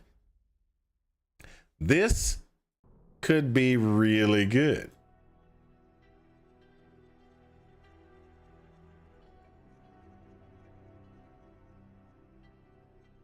Still having nightmares, assassin PTSD? Yes, I am. Yes, I am. Oh, hold on for a second. My lidocaine patch is messing up. All right, there we go. Sorry, guys. I hurt my back to the point where I actually had shots, and I'm wearing a lidocaine patch to deal with the pain. For me to look, the last few days I hadn't been able to sit in this chair. I couldn't sit in this chair. This chair I would have been in tears sitting in this chair. But luckily, I have recovered. All right, so the Shaper of Flames Ascendancy no longer 25% more damage with ignites you inflict with blah blah. Instead, it now causes enemies ignited by you to convert 40% of their physical damage to fire.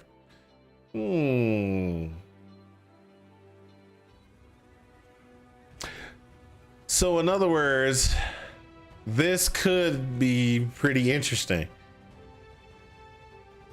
because if you have that node plus the helmet modification, you can get what, that's 50% of, and then there's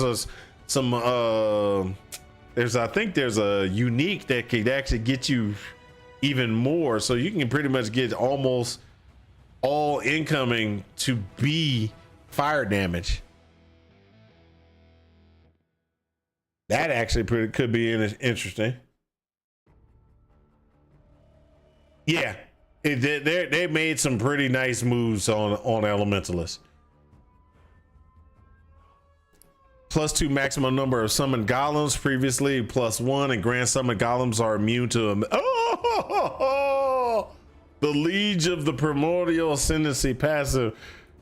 You get 2 golems, and the golems all got buffed, people. This might be a Golemmancer type way of going again. And grant summoned golems are immune to elemental damage. You see that?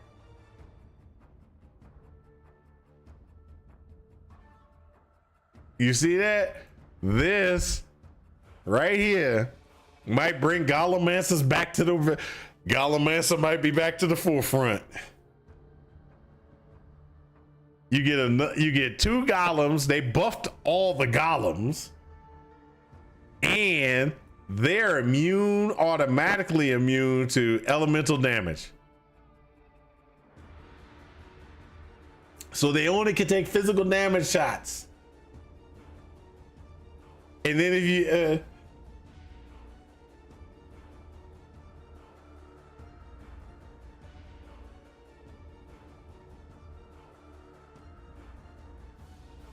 what do you mean you got two before? You got one from the ascendancy before. You got one from the ascendancy before. Now you get two from this ascendancy.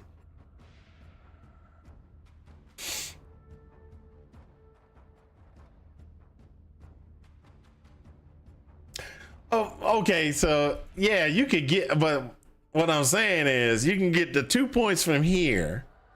Then, so you say they removed what? What we cooking? Our Harfang. We're just going over the patch notes.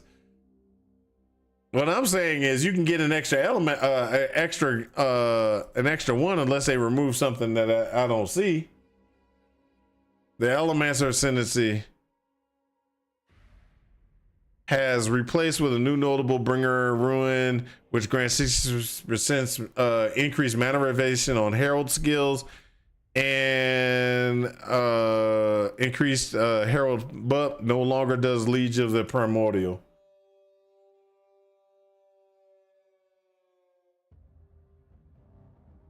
Elementor was removed. Okay, got it.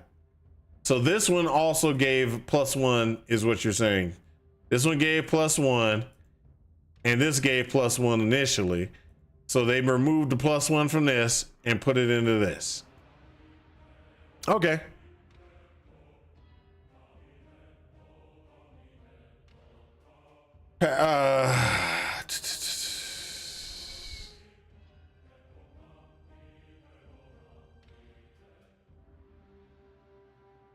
Elementor has increased yeah. Like I said, this might come back to be Gallimancer.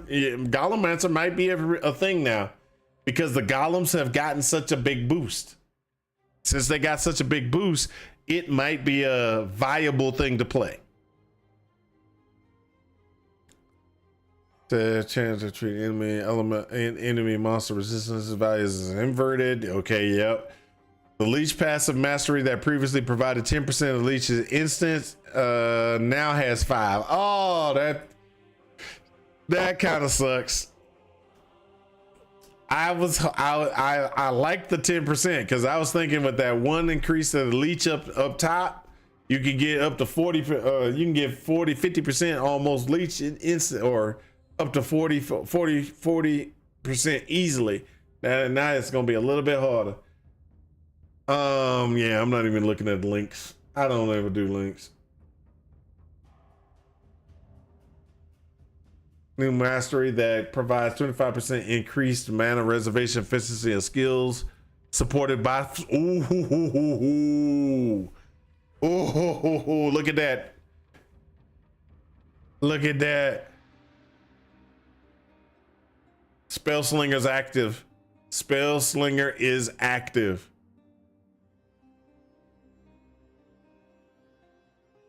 I'm gonna go Glacial Cascade of the Fisher.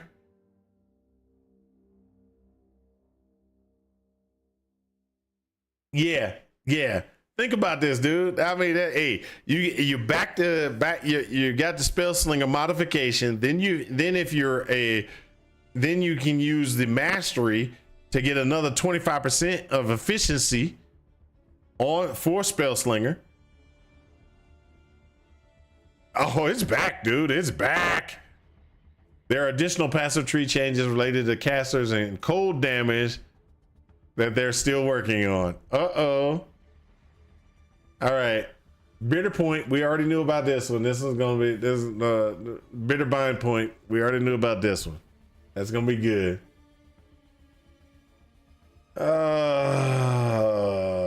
Devouring Diadem. Oh, they hit me hard. They hit me hard. +1 level of socketed gems is gone on the devouring item. Blade Blast, Blade Fall, Spell Slinger. That could be interesting and it could work. That's a possibility.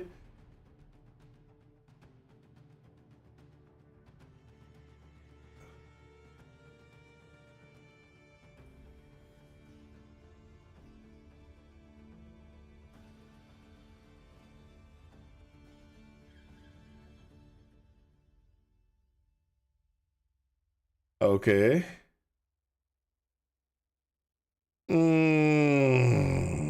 This one might be interesting. The Queen of Hunger. The unique body triggered offering skill are now triggered in a set order rather than random every time. Unique no longer provides. Oh, that sucks.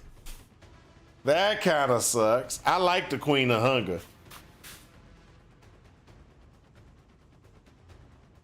No, it's not. That won't make it perma. That won't make it perma.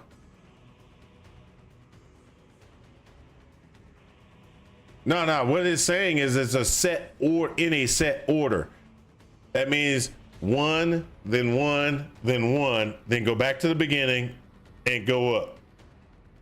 Yeah, so you get the duration up earlier, and you could. Okay, so with Queen of Hunger, you could always guarantee to have 2 of them up at any given time. You can guarantee 2 up at any time with increased duration, skill durations, and offering configurations and everything like that. You could always guarantee yourself to have 2 of them up. Getting 3 up was way, you would have to dig way too far down to get 3. Unless you were doing timeless gems. There was something you could do with a timeless gem to be able to get you that extra skill, the extra skill duration, but it was kind of, yeah, really didn't want to do that route anyway. Not if you were using Queen of Hunger, you were probably doing something else. That would affect your minions a little bit. So, but what would happen is you could randomly get a double of the same one, which kind of screwed you a little bit. Because if I had spirit and then I had the spirit and then I had the other one that gave you a good defense, and then it came back out with a spirit again, or it came back out, not if it didn't come out with a spirit, but it threw out the other one again, you went down to 1 by accident. Well, it's not by accident. It's just random sucked. Let's put it like that. 2, you almost guaranteed for 2 though.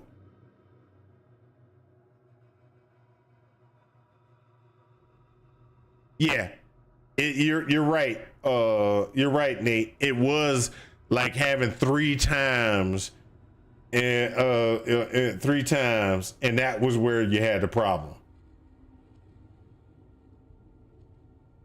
3 times. I've had a spirit 3 times in a row before. Yeah, that kind of sucks. That would hurt. But either way it goes, it's one. This is a good thing. This is a good thing because of the order. You're guaranteed an order, which means that it means that you won't. You can at least get 2 up constantly, and you would have less problems. Let's put it like that. Less problems getting 2 up on a regular. All right, this is going to be big. Now has one either counts as having maximum number of endurance charges, counts as having maximum number of frenzy charges, or it counts as having max number of power charges. They now also have a 15 to 25% increased movement speed, immunity to corrupted blood. Existing versions of a unique are unaffected by these changes. One of either.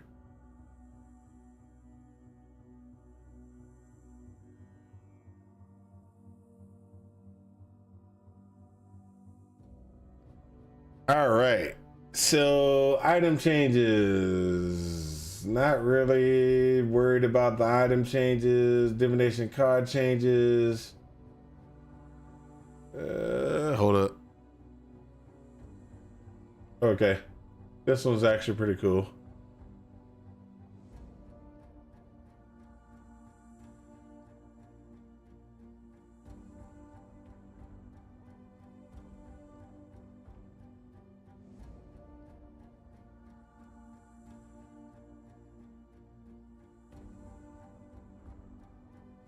You're right. The frenzy, and frenzy power ones, where they went in and they had a bunch of frenzy charges and they had a bunch of power charges and they all count as one thing.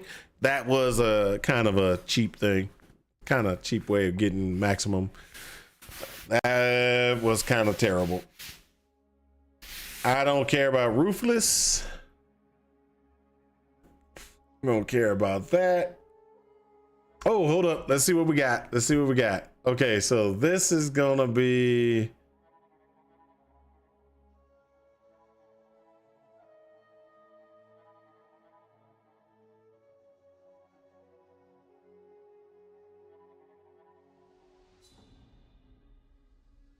This is what. Okay, so let me just break this down. What I'm gonna do? Just break it down. I'm going straight Abyss first. Six Cat, thank you for the follow. So I'm gonna go with test. Yeah, PoE 2 test realm. Cheaper ambush. Yeah, ambushes are cheaper, but I'm gonna go I'm going Abyss route. I'm gonna go Abyss.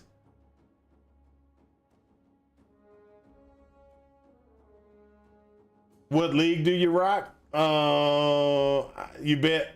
What league do you rock? It's gonna be 3.2.6 is gonna be interesting. We're just going over the 3.2.6 release. I've been playing Last Epoch as of late, but this is actually an interesting thing that they're coming out with. But so for me, I'm gonna start off with Abyss. Let's just go ahead and break that down. Start off with Abyss. Then I'm gonna go to Beyond. After I go to Beyond, I don't think I'm gonna really hit too much of the extra stuff. Now, a lot of people, Blight might actually be worth working it too.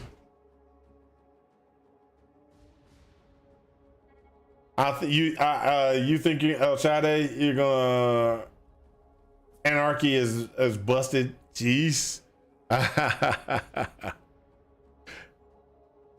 Oh, that's okay. All right. June, you're gonna go June Breach Expedition Abyss as well. Yeah, for me it's gonna be Abyss. It's gonna be Beyond. And then after Abyss and Beyond, 3 Exiles to 7 is big for T17s. Well, yeah, well, hold up. Let's just go ahead and break this down.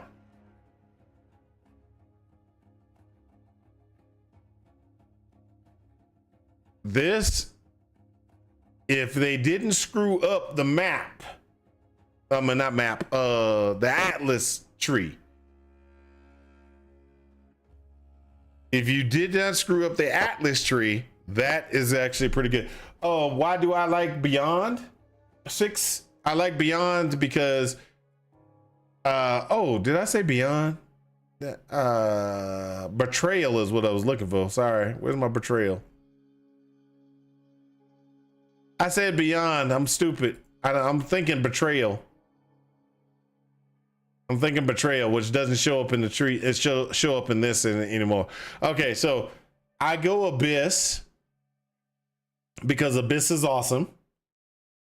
Then what I do is I make sure that I go Betrayal, which is not going to be in here.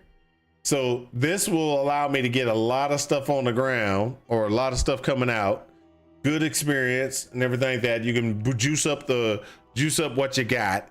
So I go Abyss, I used to try to do a bit Delirium, but they kind of made Delirium a little bit not as happy as it used to be. So it's going to be Abyss, Legion,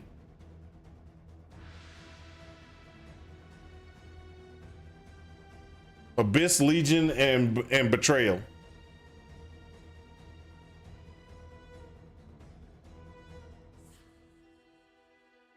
The rework does seem like it's going to be nice, but I've always done Betrayal because how I constantly got let's just be honest, how I got most of my divines in the league is just running around killing her. She drops a the veiled orb thing, and not the veiled chaos orb, but the other one, whatever the veiled orb one was, and I'd sell that for multiple divines, and then I just keep rinse and repeat, just boom, boom, boom, drop. Okay, she dropped it, but go again. Boom, boom, boom, dropped it, she go again.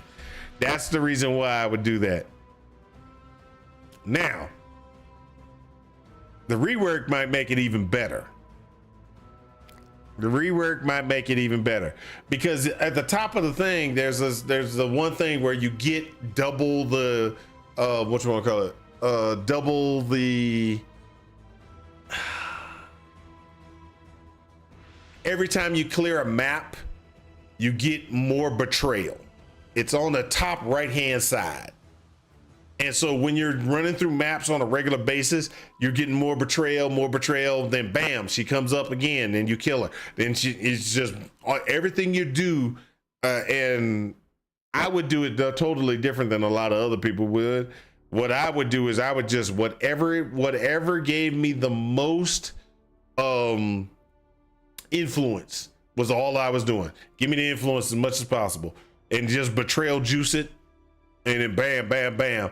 Now, if they don't get rid of that, and you don't get a reset, they're saying you don't get a reset on your thing, it's going to make it even faster for you to be able to get a fight with her, get that token to do that fight.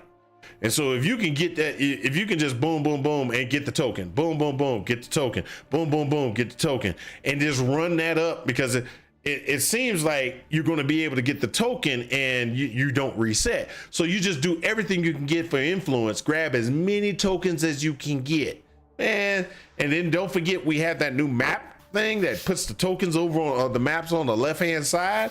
If it's not stackable, and it's considered a map, like a map thing, you just put it over there until you fill that up. Then when you fill it up, just run her, boom, boom, just keep running her. And then you'll get a ton of different things from her.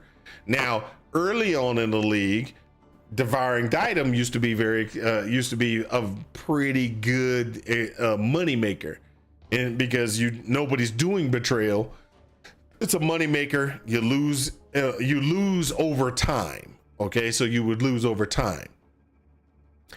Now, Bitter Bind Point is going to be even more worth it because now you can get +1 specters on it. So if you can get +1 specters on it, those individuals who are trying to run specter type builds, you could do a specter type build with a shield, and it might be able, you can get some enhancements out of it. It just depends. So, but either way it goes, what I'm saying is you can juice it. You can juice your betrayal now a lot better, a lot faster.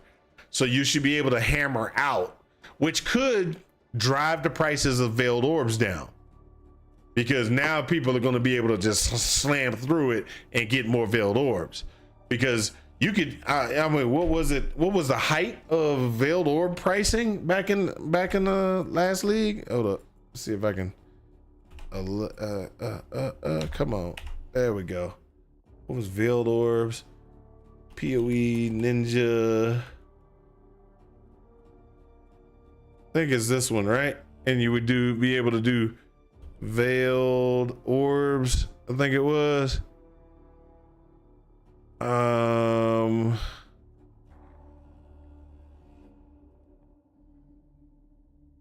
You could buy and sell veiled orbs It's about 2,000, 2,400 for one veiled orb. That's what it was, and it used to be more expensive. Used to be more expensive, and I gotta decline that. That's my sister trying to give me a call in the middle of the doggone streaming again. She does that constantly. But so you know, veiled orbs were just like really, it peaked at 3,500. There you go. Thank you. But that was huge, and so that's where I got most of my divines from. It's like, hey, how much is divines going for? Oh yeah, let me get that. Oh yeah, let me get that. Oh yeah, let me get that. And then a lot of people don't even realize, but I was doing my divine orb sales on the little auction house thing, the currency exchange. I didn't go the other route that everybody else was going, like getting on trade site and all this other stuff. I could just knock it out. I could knock it out inside of the currency exchange, and I'd put it out there for like whatever I thought it was gonna be, and then just be sitting there, and I'd just come back and be like, hey, look at these, I got some divines, and just be like, power through. But either way it goes, let's go ahead and let's think about this. So we're talking about Abyss, because Abyss is going to be awesome. Because Abyss is awesome because you can get that increased experience from killing stuff in the Abyss, and you can get some really good stuff from the Abyss dropping. Okay, so that's just automatic. Then you could do Beyond,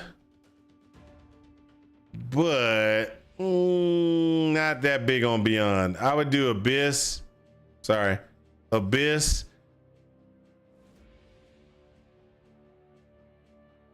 Essences got nerfed because of 3 additional, previously 4. Yeah, okay, I can see that. So if you do Abyss, Breach or Delirium. Breach is good when you do Abyss, and I'm gonna tell you the reason why. It's because when you go and you do Abyss, you're going this route, you're going to the right, and then you're going up, right?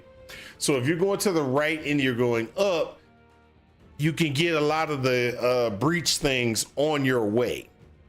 And because you're going right and up, it makes it real easy for you to get a lot of the betrayal things as well. So you're getting betrayal, you're getting Abyss, you're getting breach, and that just comes out to be pretty good, pretty handy.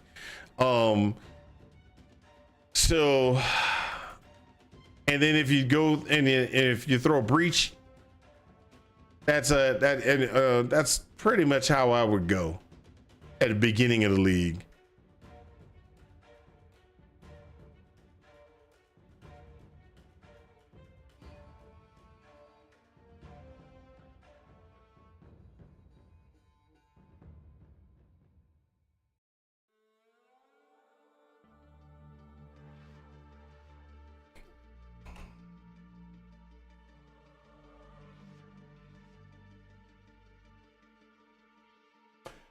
Breach buff fragments drop at the end of at your feet. Yes. So you get splinters a lot easier. Instead of having to kill everything, try to kill everything and try to grab the splinters on your way, you can just kill everything that you can, and then at the end, boom, splinters will drop. You just click it and keep moving. Way better.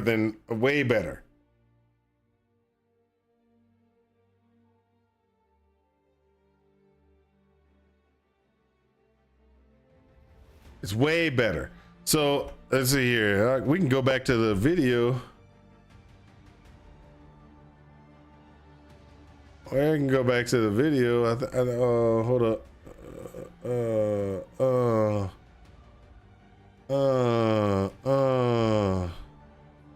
There we go. There's a content reveal, I think is where it was. Hi, I'm Jonathan Rogers from Grinding Gear Games, and today we're here to showcase a new expansion for PoE 1. It's certainly been too long since we had one of these. Now, we had some struggles as a studio. For a little while. Settlers We've got Betrayal. Nope. To change divisions, form friendships and rivalries, and even banish them from the. It was in the quality of life thing, right? Valuable currency. Take a look now in case you missed it. Same applies to gamepads. We have separated the amount of characters you can type in this. There are many other quality of life improvements, so keep an eye on the patch notes after That this wasn't live it. stream concludes. Where is it? Alongside the launch of Secrets of the Atlas, we are hosting a competitive event where players will race to be the first to kill the new pinnacle bosses. The event will take place in the hardcore, solo self-found Mercenaries of Trathus League. Where is it? We have some Yeah, it's in here. I know it's in here.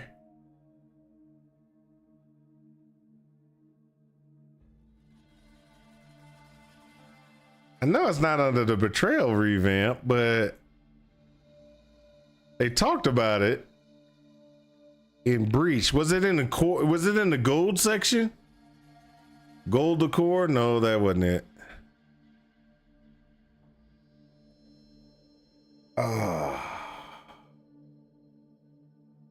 Quality of life.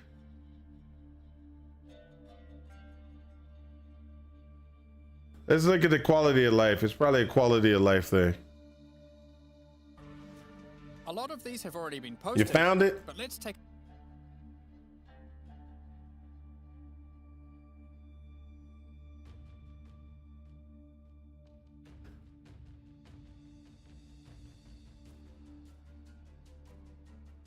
Hold up. 36 minutes, 36:32. Okay, so I was right. It's right at it was right in that 36:32, right in the quality of life section. There we go. Or if you want to use varying amounts of scarabs or other map fragments.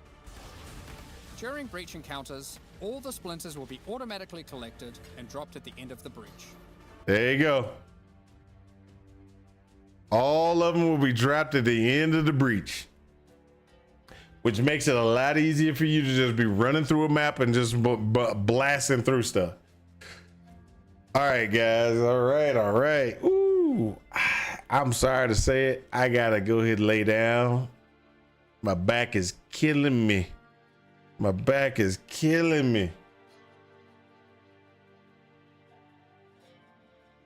Breach, run, kill, walk over hands, breach dunes, login.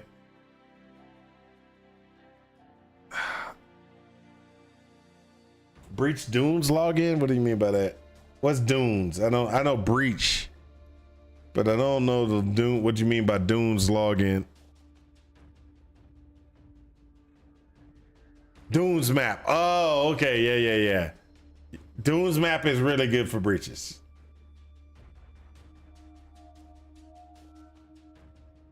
Yeah, I couldn't remember what you. I couldn't remember. You threw me off with Dunes login. I was like, what is it? What do you mean? What do you mean by that?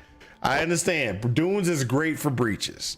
Dunes is great for breaches, and Dunes is great for Legion. I think it is. What's the one with the pillars? Pillars. I think it's Legion. Dunes is a great map for both of those. All right, so. Hey guys, I'm gonna go ahead and I'm gonna go take some more medication. I'm gonna lay down. Hopefully I'll be able to play for a longer period tomorrow.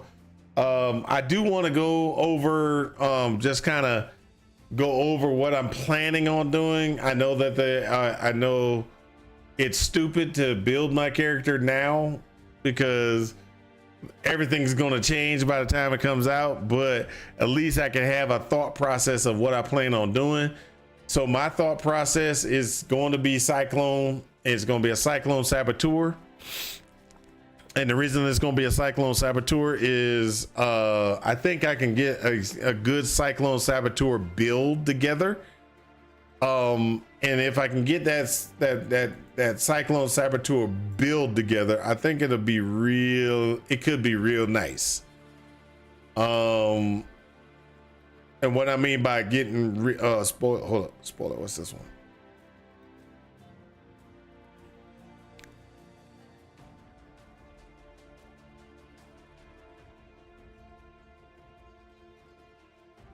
I think we got enough info now to start building. True, a little bit.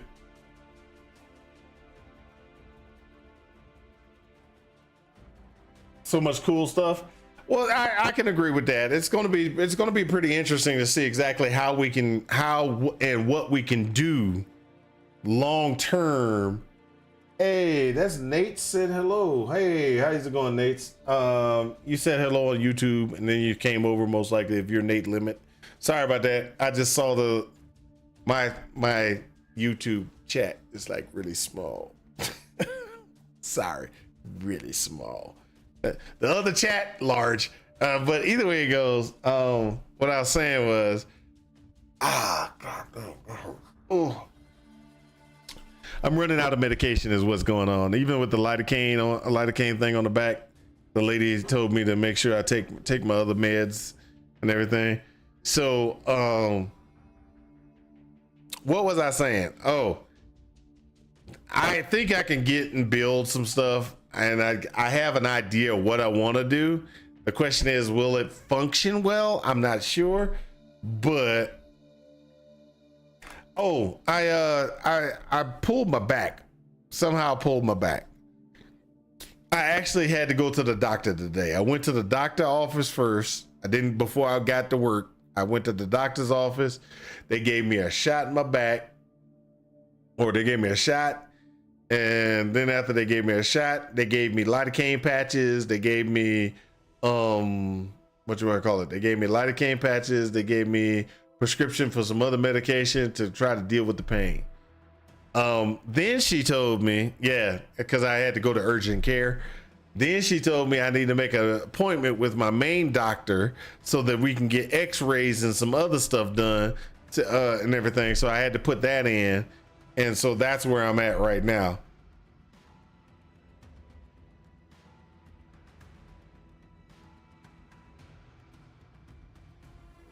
Yep.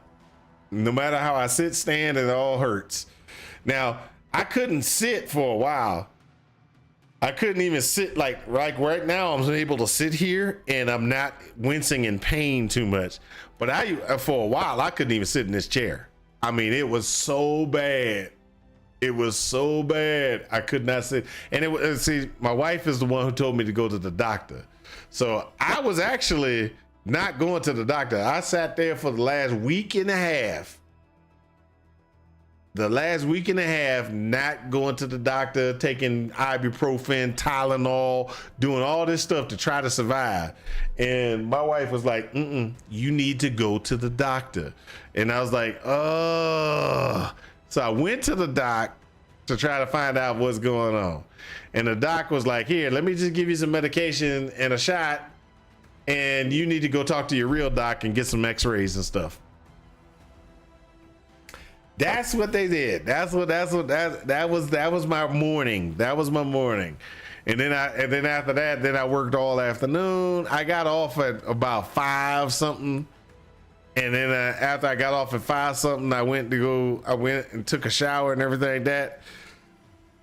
And after I took the shower and everything like that, my wife applied the lidocaine patch to my back.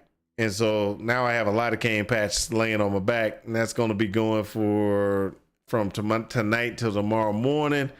Tomorrow morning we take it off, and then I will go the whole day without it. And then I put another lidocaine on so I can sleep. The situation is pain medication and lidocaine patch allows me to sleep. That's pretty much what it is. It's coming down to. All right, guys, let me get on off here because my back is killing me and I want to go lay down. I know it sucks, but I got to go lay down. All right, so tomorrow, just so everybody knows, tomorrow I will be playing a little Last Epoch. So I'm gonna do some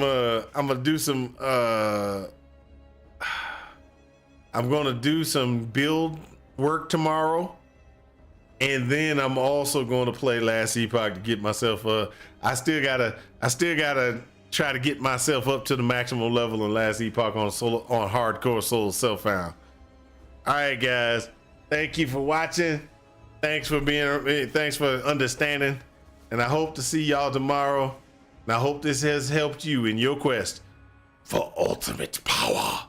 Talk to y'all later. Peace out.